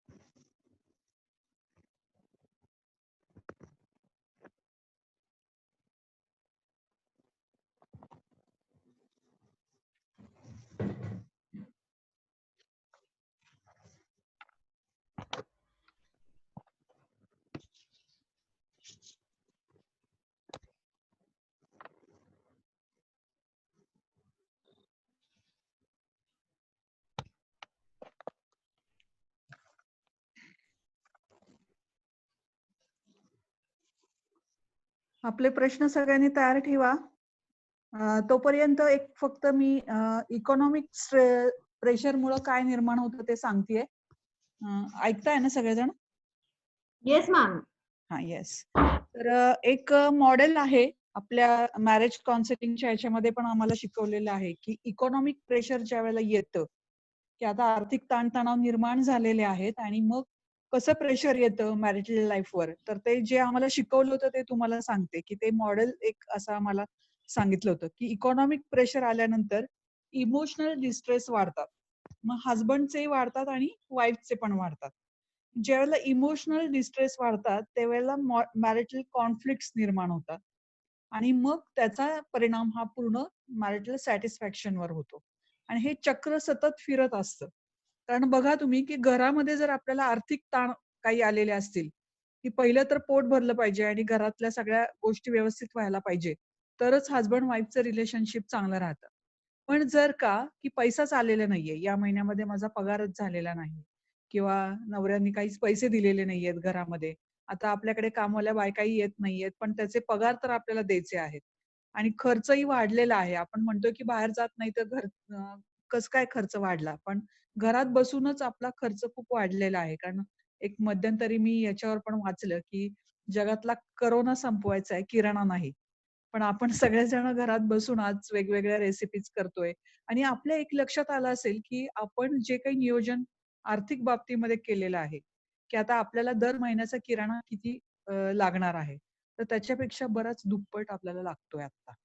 तुम्ही सगळेजण आता जे काही घरामध्ये आहात तर विचार करा आला की का? आपण वेगवेगळं हे करतो आहे अं, रेसिपीज किंवा काय, पण हा खर्च आपला याचा हा आवाज नीट येत आर्थिक नाही रे. वाढलेला आहे. आवाज येतोय ना? हॅलो? हॅलो. हा, आवाज येतोय ना? मॅम आवाज येतोय. हां, ठीक आहे. तर ते आम्हाला एक मॉडेल दिलेलं होतं, की art and the crisis of marriage म्हणून आम्हाला एक टॉपिक होता आमच्या याच्यामध्ये, की जेव्हा आम्हाला हायकोर्टमध्ये पण ट्रेनिंग दिलं जातं. तर हे इकॉनॉमिक प्रेशरमुळं कसे इमोशनल डिस्ट्रेस होतात आणि कसं मॅरिटल कॉन्फ्लिक्ट निर्माण होतात. तर हे सगळे मुद्दे आज सरांनी खूप छान कव्हर केले आणि म्हणूनच हा पहिलाच विषय आपण ठेवलेला होता, की याच्यामध्ये कशा अडचणी येतात आणि कशा पद्धतीनं आपण करू शकतो. तर सर खूपच छान तुम्ही सांगितले. सर आलेले आहेत, तर मी फक्त एक माझा प्रश्न आधी विचारून घेते सरांना. सुकृत सर तुम्हाला आवाज येतोय? पूर्ण नीट अजून क्लिअर नाही रे, अजून थोडा मोठा. हॅलो, सुकृत सर हा आवाज हा येतोय का हा, माझा? बोला ना. हां. सर एक अडचण माझी अशी होती, की ज्यावेळेला आम्ही कोर्टमध्ये काही केसेस सॉल्व्ह करतो हा आणि त्याच्यामध्ये ॲलिमनी दिली जाते पत्नीला. हा म्हणजे आता समजा तिला की 50 लाख रुपये ॲलिमनी मिळाली, तर हा. त्याच्यावर पण तिला टॅक्स भरावा लागेल का? अॅल्युमिनियमवर. हां. का तिला तो टॅक्स माफ असतो? नाही, आता कसं आहे माहिती का, की त्याच्यावरती खरं तर माफ पाहिजे. म्हणजे अॅल्युमिनी हा कुठे उत्पन्न जो ऑलरेडी त्यांनी कमवलेला असतो आणि त्याच्यावर त्यांनी टॅक्स भरलेला असतो. त्यामुळे अॅल्युमिनी देताना, पण अॅल्युमिनी कुठली आहे हे पण बघणं गरजेचं आहे. हं, ती कुठलीही असू शकते. म्हणजे जनरली वन टाइम जर सेटलमेंट असेल मेंटेनन्सचा, तर हं. 100% ती अॅल्युमिनी ही टॅक्सेबल नाही आहे. हे नक्की सांगू शकतो मी. आणि ते बरं. ऑलरेडी त्याचा टॅक्स तुम्ही जो उत्पन्न मिळालेला आहे त्यात तुम्ही भरलेला असणार आहे तो. हां, आता काय हसबंडनी समजा की 50 लाख रुपये दिलेले आहेत हां. आपल्या बायकोला, की one time permanent settlement, full and final सेटलमेंटला 50 लाख भरलेले आहेत. तर तिला बरं. कोणतीही त्याच्यामध्ये टॅक्स भरावा लागणार नाही का? एक सेकंड. हां, आता येतोय क्लिअर. एक एक मिनिट हां फक्त. हे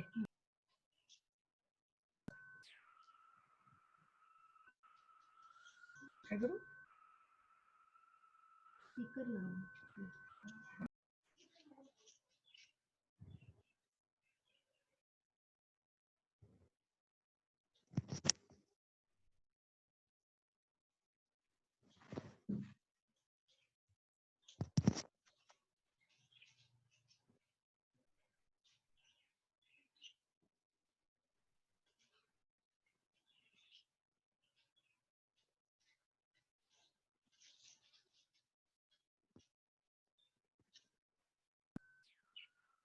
मॅडम एक मिनिट बोलता का? एक मिनिट. हॅलो. हा सर, मी प्रश्न विचारला होता की परमनंट अॅलिमनी जर दिलेली असेल वाईफला, हा तर हा त्याच्यावर तिला टॅक्स बसतो का? ओके. हा, तर या प्रश्नाचं उत्तर हवं होतं मला आपल्याकडनं. टॅक्स इज टू कम असं लिहिलंय. नाही नाही, टॅक्स भरावा लागेल का तिला? इन्कम टॅक्स नाही जो नाही म्हणतो भरावा आपण. लागणार, टॅक्स नाही भरावा अच्छा, लागणार, ठीक आहे. 100% नाही भरावा लागणार. बरं बरं, थँक्यू सर. हा, अजून consent कोणाला करून काही प्रश्न असतील तर tax विचारू भरावा देत. लागणार. पुढचा प्रश्न. हा, पुढचा कोणाला विचारायचा असेल तर विचारू दे. हा हा, जरा update करू.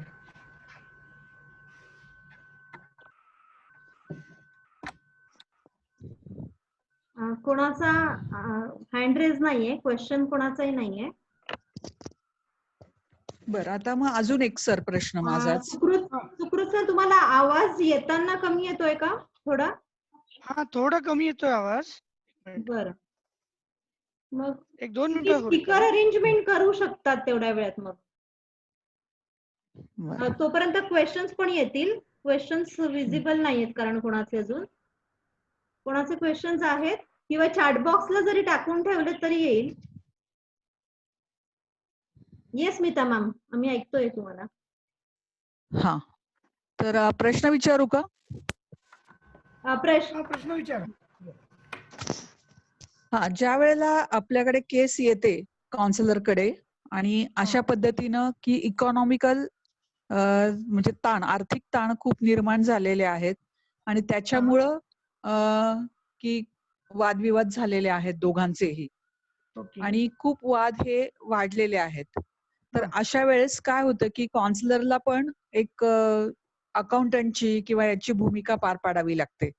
की ते ओके. तुम्ही आता खूप छान पद्धतीने सांगितलं की आर्थिक नियोजन कसं करायचं हे सुद्धा हा, काउन्सिलर समजून सांगत असतो त्याच्यामध्ये. बरोबर. पण हा ज्या वेळेला हे आर्थिक ताण खूप वाढतात, हा तर आता समजा की नवऱ्याची नोकरीच केलेली आहे म्हणून बायको म्हणते की मला राहायचंच नाहीये याच्यासोबत, किंवा ओके. असे काही गोष्टी निर्माण झालेल्या आहेत.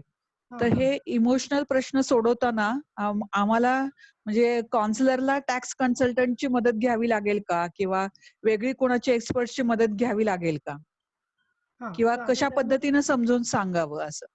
येस सांगतो.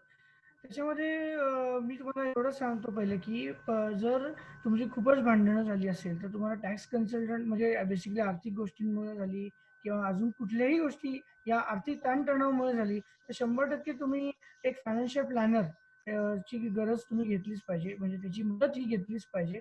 टॅक्स कन्सल्टंटची पण मदत घेतली पाहिजे. कारण की सपोज आता बायकोला असं वाटलं की नाही आपल्याला नवऱ्याशी पटणारच नाही आहे अजिबात आणि मला पुढे जाऊन डिव्होर्सलाच जावं लागणार आहे, तर त्या केसमध्ये तिला बाकी तर काही व्यवहार करणार नाहीत. ती डायरेक्ट सोडून गेली तर आज बरेच लॉस पण त्यांना होऊ शकतो. हे मी म्हणजे मी ह्याच्यावरती एक आर्टिकल पण वाचलं होतं की अॅल्युमिनियम मेंटेनन्स क्लेम करायच्या आधी पण सपोज बायकोला असं ड्युरिंग द प्रोसेस असेल की बाबा नाही बाबा माझं जमणारच नाही बायको नवऱ्याशी किंवा नवऱ्याला बेसिकली नवऱ्याशीच, तर तिने फायनान्शियल प्लॅनर पकडला आणि त्याच्याकडनं सगळं लिहून घेतलं की ॲसेट माझ्या लायबिलिटीज नवऱ्याची ही आहे, मी एवढी क्लेम करू शकते, माझं स्त्री धन एवढं आहे, ह्याचं कॅल्क्युलेशन आहे. तर या गोष्टी 100% तुम्ही फायनान्शियल प्लॅनर किंवा टॅक्स कन्सल्टंट यांची मदत ही घेतलीच पाहिजे. बरं, अजून एक अडचण अशी येते आम्हाला की ज्यावेळेला हा कोर्टमध्ये केसेस चालू असतात तर हा कोर्टात त्या पत्नीला प्रूव्ह करावं लागतं की त्याचं इन्कम किती आहे ते, त्याच्याशिवाय तिला मेंटेनन्स मिळत नाही.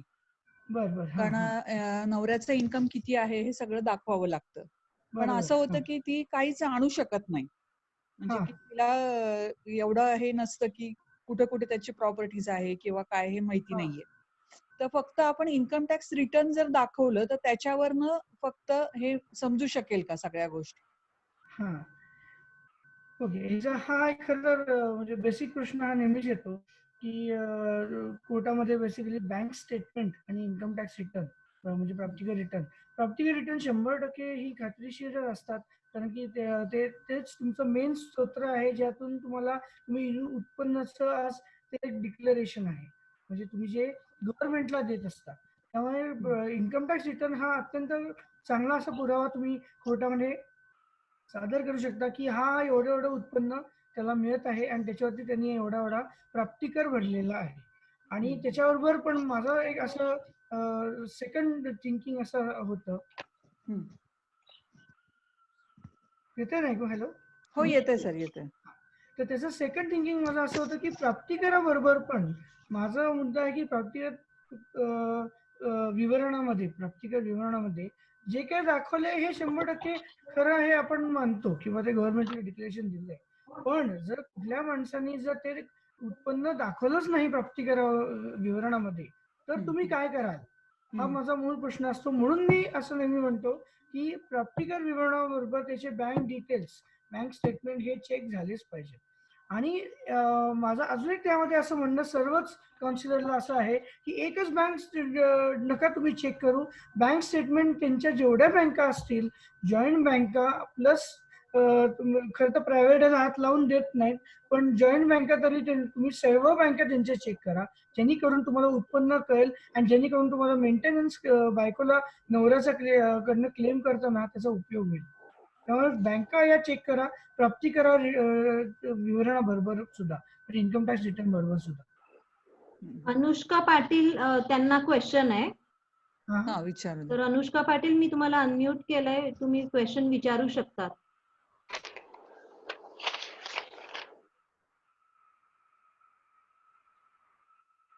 त्यांना हे करा ना अनम्यूट. मी अनम्यूट केलंय, तुमच्याकडनं मॅम म्यूट असेल तर करा.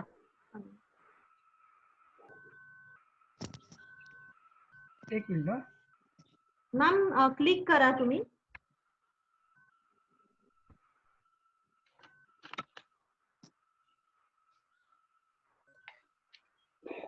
मॅम बोललात तरी चालेल, तुम्ही अनम्यूट आहात आता. सर मी तुम्हाला वाचून दाखवते क्वेश्चन, बहुतेक त्यांचं अनम्यूट होत नसेल.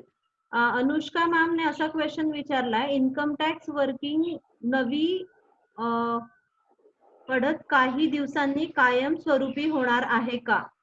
त्याला सामोरे जायला आधी काही तयारी करावी लागते का? एक मिनिट मी वाचतो परत. इन्कम टॅक्स वर्किंग नाही पडत काही दिवसांनी काय? अनुष्का मॅम तुम्ही क्वेश्चन कायमस्वरूपी होणार आहे का? त्याला प्रश्न कळला मला. त्याला सामोरे जायला आधी काही तयारी करावी लागणार आहे का? हा, तर ह्याचा प्रश्नाचं उत्तर हा खूप इंटरेस्टिंग क्वेश्चन आहे. कारण की तुम्हाला काय सांगतो मी, प्राप्तिकरामध्ये आम्हाला हे एक्सपेक्टेडच नव्हतं ऍज अ टॅक्स कन्सल्टंट की ते लोक नवीन रिजिम आणतील. कारण की ते 70 रिडक्शन काढून टाकतील आणि 30च ठेवतील. पहिली गोष्ट हे आम्हाला कधी कोणालाच वाटलं नाही. त्यांनी काय झालं की गुंतवणूक ज्या कंपनीज आहेत, इन्व्हेस्टमेंट कंपनीज ज्या आहेत, ऐकू येते का क्लिअरली? हो हो येस सर. येत आहे ना? हा ओके. तर गुंतवणुकीच्या ज्या कंपनीज आहेत, म्हणजे आता फॉर एक्झाम्पल तुम्ही आता LIC जाऊ देत, पण मी प्रायव्हेट कंपनीज बद्दल बोलतो ज्यांना की प्राप्तिकरातून डिडक्शन मिळत होतं एवढा दिवस, ते लोकांचं खूप हॅम्पर होण्याचं. पण एकंदरीत केंद्र सरकारचं जर धोरण तुम्ही बघितलं या बजेटमध्ये, तर त्यांचा हे नक्कीच आता आहे की त्यांना कुठलीही कर सवलत, त्यांना आता सवलती हा प्रकार काढून टाकायचा आहे. म्हणजे त्यांचा थोडक्यात दृष्टिकोन असा आहे की ओल्ड रिजिम आणि न्यू रिजिम त्यांनी नेक्स्ट इयर साठी आणलेलं आहे. ओल्ड रिजिम प्रमाणे तुम्ही इन्व्हेस्टमेंट आहे तर थोडक्यात काय ते हे टेम्पररी असो. नवीन रिजिम हा प्रश्न जसा विचारला आहे, माझा पण हाच व्ह्यू पॉइंट आहे की नवीन रिजिमच आता परमनंट राहील आणि ओल्ड रिजिम पुढे जाऊन त्या पुढच्या बजेटला काढून टाकतील.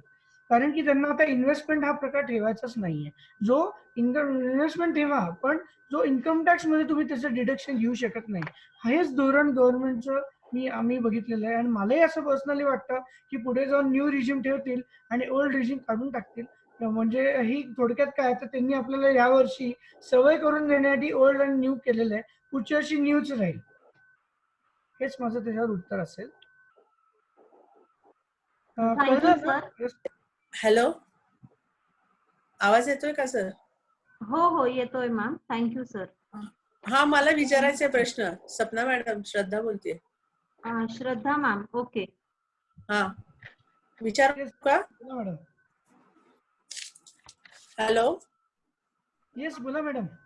हा, माझा प्रश्न असा आहे. नमस्कार सर. माझा प्रश्न असा आहे की एक केस आहे त्याच्यामध्ये त्या पुरुष म्हणजे जो नवरा आहे त्यांनी काही हिला आर्थिक गोष्टी डिस्कस केलेल्या आहेत 8 वर्षात आणि आता सध्या तो म्हणतो की लॉकडाऊन पर्यंत मी थांबणार आहे, लॉकडाऊन झालं की मी केस दाखल करणार आहे. तर त्यावेळेस हिच्याकडे काही आर्थिक व्यवस्थाच नाही, म्हणजे तो म्हणतो तू तुझा खर्च करायचा, मी माझा असं आहे. तर हिच्याकडे काही आता आर्थिक तिच्याकडे म्हणजे स्वतःकडे काही नाहीये. तर अशा वेळेस सीए कडे जाऊन कुठे कुठे त्यांनी गुंतवणूक केली आहे किंवा काय असं कळू शकतं का? हो, करू शकता. सीए सांगतात का?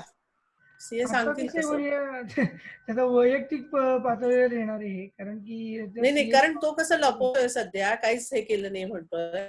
पण मग ते सीए तिथे गेल्यानंतर सांगू शकतात का असं? खरं तर तुम्ही रिक्वेस्ट करा, कारण सीएनी केलं, कॉपरेट केलं पाहिजे सीएनी की त्याची जी काही आर्थिक मालमत्ता त्याची असेल त्याची माहिती घ्या आणि जास्तीत जास्त माहिती घ्यायची प्रयत्न करा तुम्ही त्याच्या उत्पन्नाचं. म्हणजे जणू त्यांना कळेल तरी की बाबा एवढ्या दिवसात आपण जे काही कधीच आर्थिक गोष्टींकडे बघितलं. असे बऱ्याच केसेस येतात की जेणेकरून बायकोला माहितीच नसतं नवरा काय कमवतो किंवा काय खर्च आहे त्याच्यामध्ये करतो किंवा काय करतो हे माहित नसतं आर्थिक बाबतीत, म्हणजे बेसिकली म्हणतो. त्यामुळे काय होतं की हे असे प्रश्न जे असतात ते बऱ्याच वेळेला 15 वर्षानंतर 20 वर्षानंतर उद्भवतात, जेव्हा आपल्या बायकोला काहीच माहित नसतं किंवा वैसा पण होऊ शकतं, पण ते फार रेअर केसेस मध्ये होतं. त्यामुळे कसं आहे की आता जर तुम्ही जागृत झालेले आहात तर 100% तुम्ही जाऊन त्यांना रिक्वेस्ट करा की तुम्ही माझी येऊन त्याची जी काय माहिती आहे ती मला द्या. नुसती सीए कडनं काढू नका, बँकेतनं पण काढा. बँकेतनं पण तुम्हाला काय कळतंय का बघा की कुठली प्रॉपर्टी घेतली, कुठली बँकेत पैसे नक्की येत आहेत का, म्हणजे नक्की तो काय करतोय याचा पूर्ण आढावा घ्या. हे केलंच पाहिजे. पण आणि ते काय आर्थिक साक्षरता ही जनरली मी बघितलं महिलांमध्ये यायलाच पाहिजे कुठल्या बसीत. नुसतं असं म्हणून चालणार नाही की नवरा सगळं बघतोय किंवा नवऱ्याने पण असं म्हणून चालणार नाही की मी सगळे पैसे बायकोला देतो, मला माहितीच नाही. असं होत नाही शक्यतो, पण साक्षरता ही यायलाच पाहिजे सगळ्यांकडेच. Okay, thank you sir. Thank you so much. अजून कोणाचे प्रश्न आहेत का? बघूयात आपण जरा. बाकीचे झोपले. अनुष्का मॅमला क्वेश्चन आहे.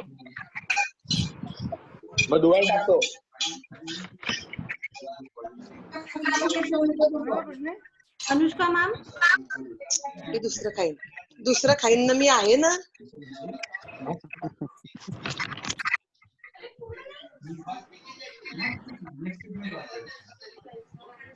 ऐकू दे. अनुष्का मॅम तुम्हाला आवाज येतोय आमचा? प्रश्न विचारला तरी चालेल, त्याच्यावर सगळ्यांना अनम्यूट केलं तरी चालेल. मी अनम्यूट केलंय सगळ्यांना.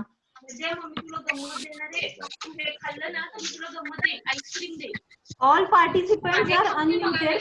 You can talk. Only you have to click on your unmute option. Hello. Only we will go one by one. Hello. हो मॅडम, सगळे अनम्यूट नाही येतो. सगळे अनम्यूट आहे, त्यांनी त्यांच्याकडनं आता टिक करायचंय. आता तुम्ही तुमच्या इकडनं अनम्यूट करा. पुष्पजीत सरांनी केलंय. मॅडम, श्वेतावशी मॅडम, योगिनी मॅडम, वृषाली मॅडम, त्यांनी अनम्यूट केलं नाही. अनम्यूट करा. स्मिता मॅमने क्वेश्चन केलाय, पत्नीला पतीचे इन्कम टॅक्स रिटर्न मिळू शकते का? Hello hello.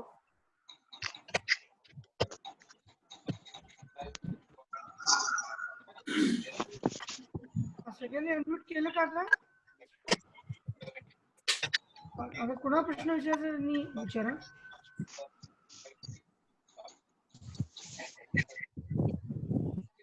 सर माझा आवाज येतोय तुम्हाला? येतोय.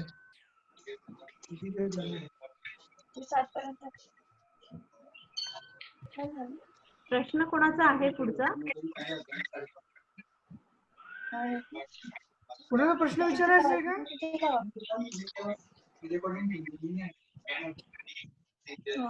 पण रेकॉर्डिंग मध्ये तुम्हाला मोबाईल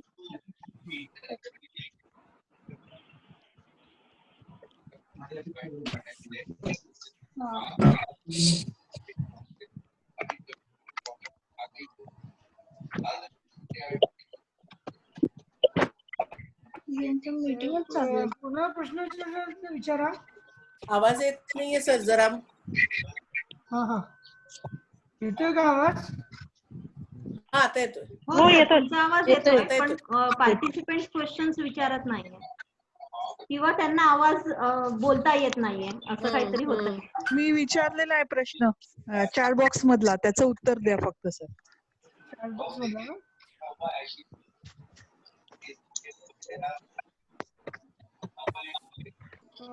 कुठला प्रश्न पत्नीला बरी जातो का इन्कम टॅक्स रिटर्न मिळू शकते का, तो सांगा ना.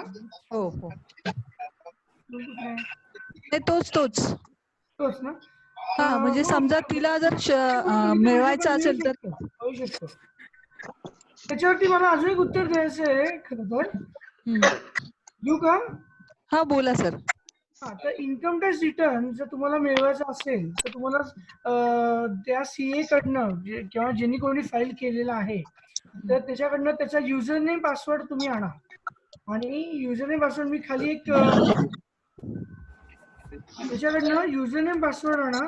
Income tax India e-filing.gov.in income tax India. पण सर तसं देणारच नाही ना कोणी. जाऊन तुम्ही युजर नेम पासवर्ड टाकून त्याचा सर्व वर्षाचे व्यक्तिगत विवरण इन्कम टॅक्स रिटर्न तुम्ही ते मिळवू पण शकता आणि प्रिंट पण करू शकता. हो, पण ते कोणी देणार नाही, तर अशा वेळेस इन्कम टॅक्स ऑफिस त्यांच्याकडनं आणावं लागेल. नाही, इन्कम टॅक्स ऑफिस मध्ये जर पत्नीनी ऍप्लिकेशन केलं की मला पतीचे इन्कम टॅक्स रिटर्न हवे आहेत, तर मिळू शकतील का? मला वाटत नाही ते देतील म्हणून. म्हणजे कुठल्या बेसिसवरती तुम्ही आणि काय म्हणजे असं आलंय ऑटोमेशनमुळे इन्कम टॅक्स ऑफिस मध्ये पण त्यांना बघण्याचं त्यांचा वॉर्ड तुम्ही वाटलं शोधा, ऑफिसरला रिक्वेस्ट करा. पण ही जी गोष्ट आहे ती तुम्हाला ऑनलाईनच बघावं लागतं. कारण जे इन्कम टॅक्स रिटर्नचे फाईल होतात ते सगळे बँगलोरला जातात सीपीसी ऑफिसला. आणि बँगलोरवरनं तो ऑफिसर तिकडनं ऍक्सेस करत असतो. त्यामुळे काय होईल की ऑफिसरला तुम्ही रिक्वेस्ट करा की तुम्ही प्लीज त्याची एक कॉपी आम्हाला द्या, असं आहे. जर तुम्ही त्या कुठली माझा मुद्दा आहे की सपोज डिवोर्ससाठी ऍप्लिकेशन केले किंवा कशासाठी केलं आहे त्या दुसरं, तर ते ऑथेंटिकेट काहीतरी तुम्ही घेऊन जाते ऑफिसरला किंवा मग एक पत्र घेऊन जा, बघा तो कन्व्हिन्स होतोय का, यांनीच तुम्हाला इन्कम टॅक्स रिटर्न मिळू शकतो. किंवा कोर्टाची ऑर्डर मिळाली तर कोर्टाच्या ऑर्डरने मिळू शकेल ना. हो हो, मग तर तुम्हाला मिळेलच. अच्छा, ठीक आहे. Thank you sir. हो हो, मग मी करू शकतात.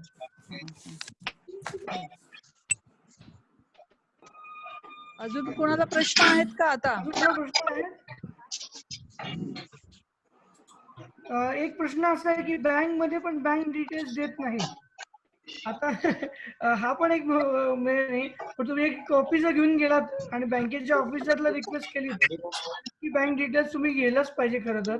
आणि नवऱ्याचे खरं सांगतो, तुम्हाला जर कुठल्या काय आता प्रॉब्लेम असा आहे की तुम्हाला जर त्यांच्या नवऱ्याच्या किंवा बायकोच्या व्यवहार करायचे असतील तर तुम्हाला ते रिक्वेस्ट करूनच बँक डिटेल्स घ्यावे लागतील.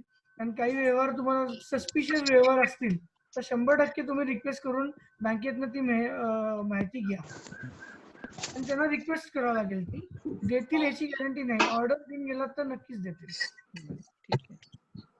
ठीक आहे, थँक्यू सर. अजून कुठला प्रश्न आहे? हा सर, मला एक प्रश्न आहे. जेव्हा आपण कोर्टामध्ये ॲल्युमिनी भरतो तर हॅलो, एक सेकंड. पुष्पजीत विचारतो प्रश्न. हा सर, माझा एक प्रश्न आहे. जेव्हा आपण कोर्टात ॲल्युमिनियम भरतो मेंटेनन्स, तर आपण ती कॅश मध्ये देतो जनरली, तर मग त्याचं इन्कम टॅक्स मध्ये कसं आपण विवरण भरायचं असतं? आता कसं होणार आहे माहिती का की ॲल्युमिनियम देताना की ती स्तोत्र कुठलं आहे, त्याचा मेन सोर्स काय इन्कम कुठनं आले हे बघणं गरजेचं आहे. आता त्या कोर्टामध्ये नवऱ्याने सपोज दिले बायकोला पैसे, ती बायको हे तर विचारणार नाही बाबा हे पैसे तू आणले कुठनं ॲल्युमिनियमचे, असं जनरली होत नाही. आणि काय होणार आहे की तुमच्या हातात आल्यानंतर तुम्ही त्याचं पूर्ण हे केलं पाहिजे की हे बाबा हे पैसे तुम्ही बघितलंच पाहिजे. आणि त्याच्यावरनं तुम्ही ठरवायचं खरं तर की कॅश हा प्रकार खरं तर अलाउडच केला नाही पाहिजे. बँकेतलेच तो व्यवहार आजकाल होतात. बाहेर कशी पडली तो ते बंद देऊन पण उपयोग होत नाही, पण जर देत असतील तर त्याला आपण काही करू शकत नाही. नाहीतर सस्पिशियस अमाऊंट असेल तर त्याला ते प्राप्तिकर कायद्यानुसार ते पेनल्टी पण लावतात. पण त्याचा कर भरला की नाही हे आपण खरं तर विचारपूस करणं हे गरजेचं आहे. ओके ओके ठीक आहे सर, थँक्यू. Yes, sir. अजून कोणी आहे?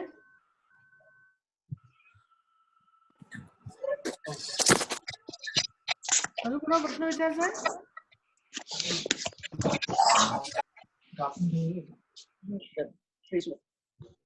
श्रद्धा मॅडम. प्रश्न इथे येतोय. हो हॅलो जैविक युद्ध आणि हॅलो. लॉंग टर्म इन्व्हेस्टमेंट येतोय प्रश्न वाटतं सरांना. करावं.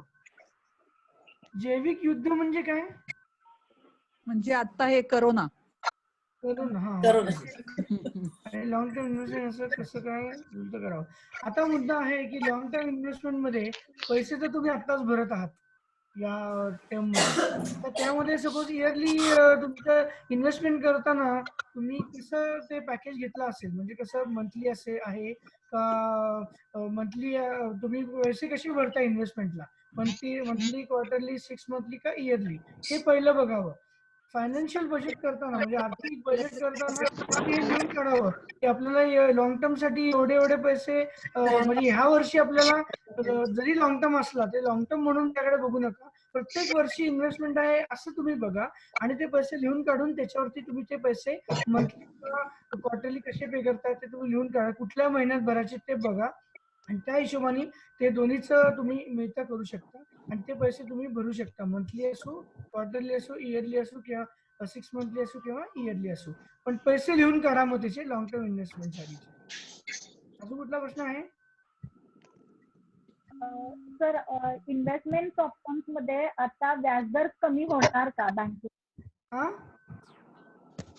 बँकमध्ये जेव्हा आपण इन्व्हेस्टमेंट करतो किंवा अदर ठिकाणी जेव्हा इन्व्हेस्टमेंट आता करतोय किंवा झालेले आहेत, तर कोरोनाच्या त्या क्रायसिस मध्ये इन्व्हेस्टमेंट वरती व्याजदर जे आहे ते काही प्रमाणात कमी होतील का? हो हो हो, तुम्हाला 100% मी लिहून देतो व्याजदर हे कमीच होणार आहे आता. कोणीच प्रॉफिट मध्ये नाही. हो, पण मग लोन वरती देखील व्याजदर कमी होणार का? म्हणजे तिथंही आता कसं होणार आहे लोन, आता कसं आहे बँकेच्या वरती जर बोलायचं झालं, आता जनरली व्याजदर म्हणजे लोन घेतलं बँकेकडनं जर घेतलं असेल तर बँका शक्यतो लोन कमी करणार. त्यामुळे तुम्हाला माहिती आहे की 2 प्रकारचे जनरली हे असतात, व्याज असतात. एक म्हणजे इंटरेस्ट जे तुम्ही देता आणि दुसरं म्हणजे लोनचं जे तुम्हाला भरावं लागतं.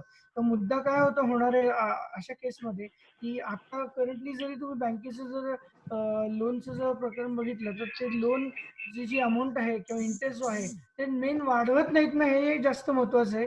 तसंच ठेवा, हे ते जास्त महत्वाचं असणार की तुम्ही इंटरेस्ट जो आहे लोनवरचं ते तुम्ही तसंच राहायला पाहिजे, वाढत नाही ना हे बघा. कमी होणं मला नाही वाटत शक्य होईल, कमी करणार नाहीत ते.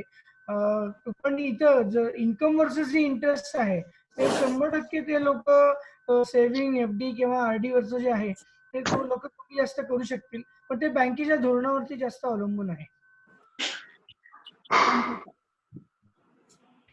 अजून कोणाचा आहे प्रश्न?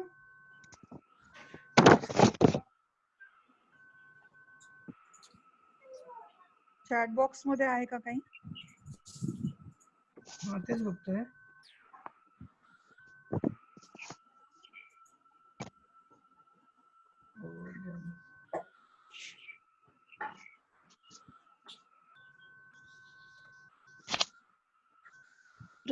हा, एक प्रश्न असा आलेला आहे गौतम नंदा त्यांच्याकडनं की बँक इन्फॉर्मेशन कशी काय देऊ शकते, कारण ते आरटीआयच्या अंडर येत नाही. अशा केसमध्ये तुम्हाला इंटरनलीच तुम्हाला बँकेकडनं इन्फॉर्मेशन घ्यावं लागेल, कारण ते तुम्हाला ऑफिशियली त्यातनं करता येत नाही असं बऱ्याच वेळेला जाणून पण येतं, पण मिळालेली पण आहे लोकांना इन्फॉर्मेशन बँकेतनं. आणि अजून प्रश्न आहे, पण रिटर्न्स अपेक्षित मिळणार का? आता रिटर्न्स तुम्ही जर बघाल कुठलेही आता इन्व्हेस्टमेंटचे रिटर्न्स, तर गॅरंटेड रिटर्न्स जे असतात, गॅरंटेड रिटर्न्स ते जनरली देणं अपेक्षित आहे कुठल्याही इन्व्हेस्टमेंट एजन्सीने. म्हणजे तो तुम्ही कुठेही LIC म्हणा किंवा प्रायव्हेटमध्ये तुम्ही कुठल्या म्युच्युअल फंडात गुंतवले, गॅरंटेड रिटर्न मिळतील, पण गॅरंटेड जे नाही आहेत त्याची शाश्वती कोणालाही नाही. ते तुम्हाला नक्कीच कमी जास्त मिळतील, कमीच मिळतील, जास्त मिळणार नाही, कारण आता बघितलं तर ट्रेंड प्रमाणे जास्त हे कोणी देतच नाही. NPS is good for can you tell please more about NPS? हा अत्यंत सुंदर उपाय आत्ताचा आहे जो इन्व्हेस्टमेंटसाठी. नॅशनल पेन्शन स्कीम खूप चांगली आलेली आहे, मी त्याचे खूप चांगले पॉझिटिव्ह इनपुट्स बघितलेत. एनपीएस हा इन्व्हेस्टमेंटसाठी खूप चांगला ऑप्शन आहे.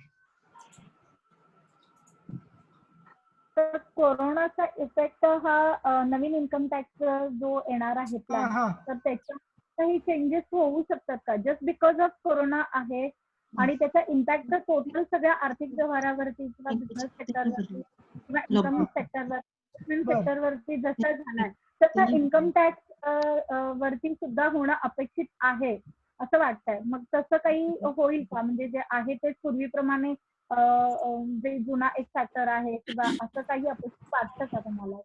हो हो, बरोबर प्रश्न एकदम, की प्राप्ती करावरती म्हणजे इन्कम टॅक्स वरती त्याचा 100% इफेक्ट होणार आहे.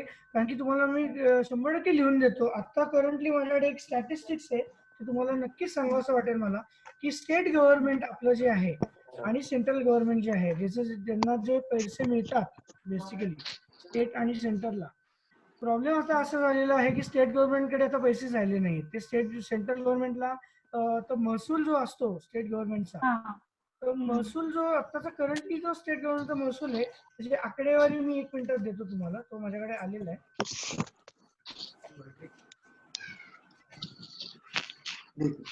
नाही 3 महिने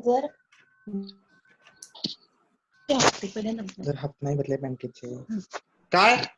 हा, तर स्टेट गव्हर्नमेंटचा जो महसूल आहे ऍक्च्युली, ऐकताय का तुम्ही?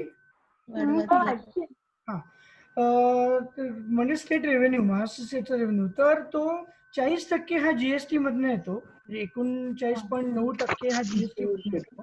नंतर 21.5% हा वॅट ऑन पेट्रोल आणि डिझेल वरनं येतो. जो नंतर तिसरा जो आहे तो 11.9% हा लिकर मधनं येतो, वॅटचा लिकर. तर तो वॅट तुम्हाला सांगितल्याप्रमाणे फक्त 3 गोष्टींवर वॅट लागलेला आहे. तो वॅट पेट्रोल, डिझेल आणि लिकरवर आहे. तर स्टेटला आपला रेव्हेन्यू जो आहे तो 11.9% हा लिकरवरनं येतो आणि बाकी प्रॉपर्टी रजिस्ट्रेशन, व्हेकल आणि अदर गोष्टींवर 11.2%, 5.7% आणि 9% मीटिंग आयडी टाकायचा ना, फक्त स्टेट गव्हर्नमेंटला येत चालू असतो. झालं तिकडे.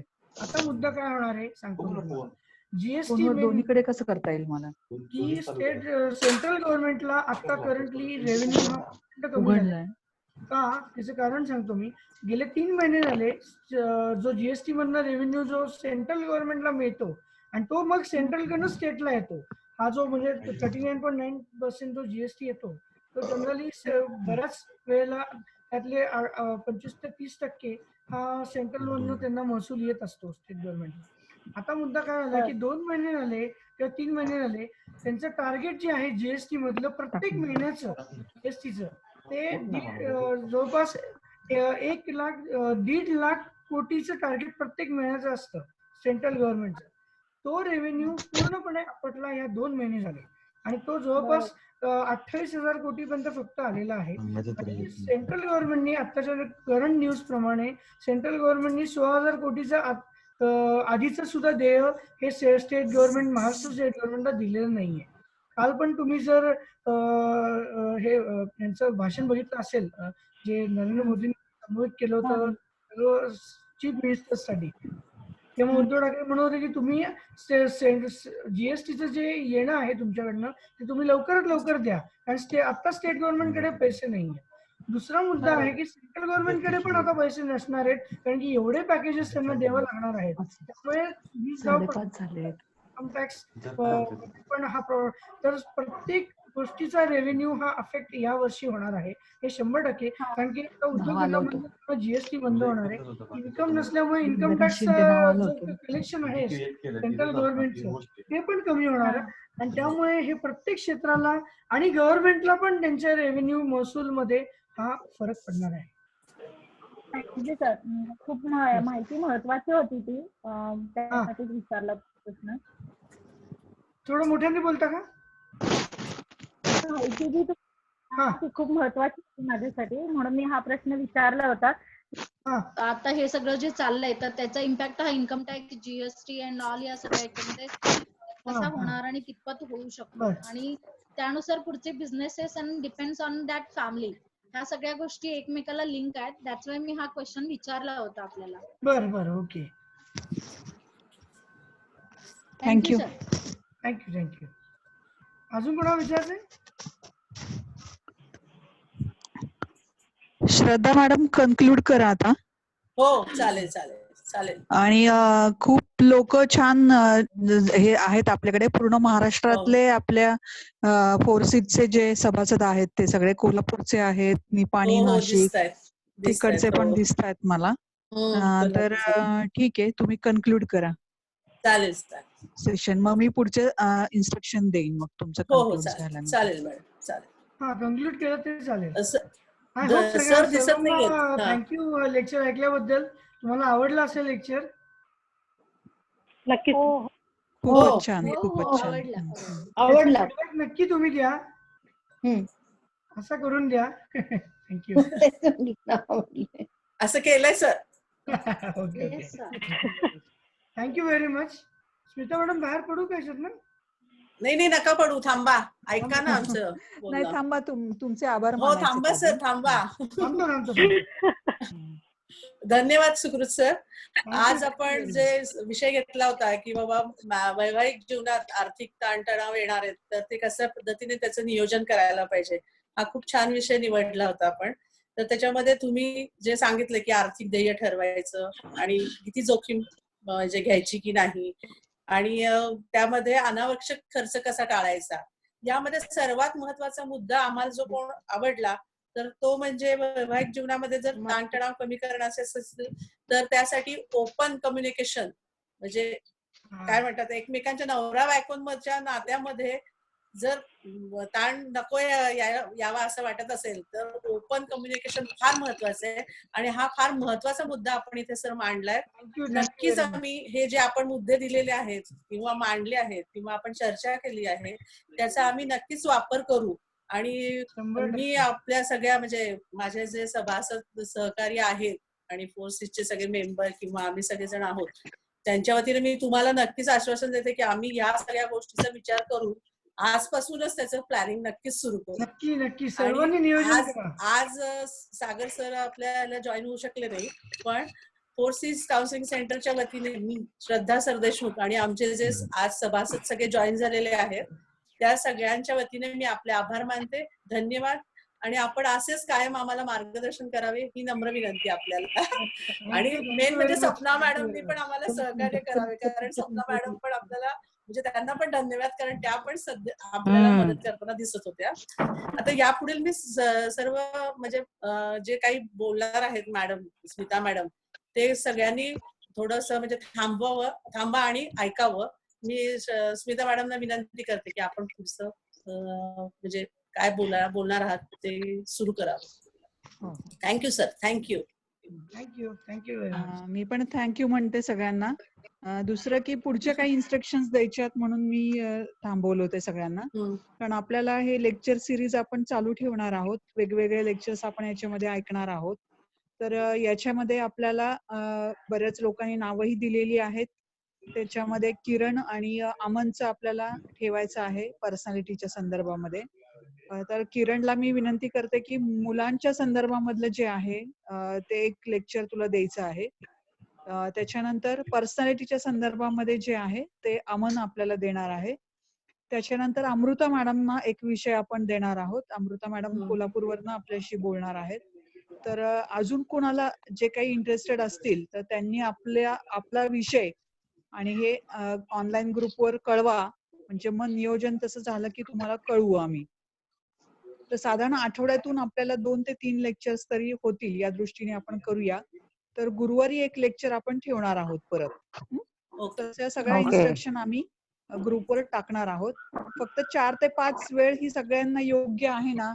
हो आहे. चालेल. 4 ते 5 आहे. चालेल. तर मग याच वेळेने आपण ठेवूयात. तर थँक्यू सगळ्यांना. तर आपण थांबूया. चालेल, हरकत नाही. भेटूयात परत. सगळ्यांनी Okay, ग्रुपवर ma'am. लक्ष ठेवा. हो. ज्यांचं ऑनलाईन ग्रुपवर नाव नाहीये त्यांनी श्रद्धा मॅडमना फोन करा आणि ग्रुपवर Okay. ऍड होऊन जा, म्हणजे मग सगळ्यांना Okay. इन्स्ट्रक्शन समजतील. ठीक ओके आहे? मॅम, एक थँक्यू. हो. मॅडम एक सांगायचंय. हॅलो, हा, बोला. आपल्या इथे ते जॉईन होण्यासाठी एक लिंक दिलेली आहे हा. आणि तो मेसेज आपल्या सगळ्या म्हणजे जो जो आपले फोर्सेसचे ग्रुप आहेत त्या सगळ्यांवर टाकलेले आहेत. त्याला जर जॉईन झाले ना तर डायरेक्ट मग आपल्या ह्याच्यात हो, चालेल, हरकत नाही. ठीक आहे, ठीक आहे, चालेल. ओके, चालेल. मग थांबूया. Thank you. Thank you ma'am. Thank you ma'am. Ma'am. Thank you. Ma'am.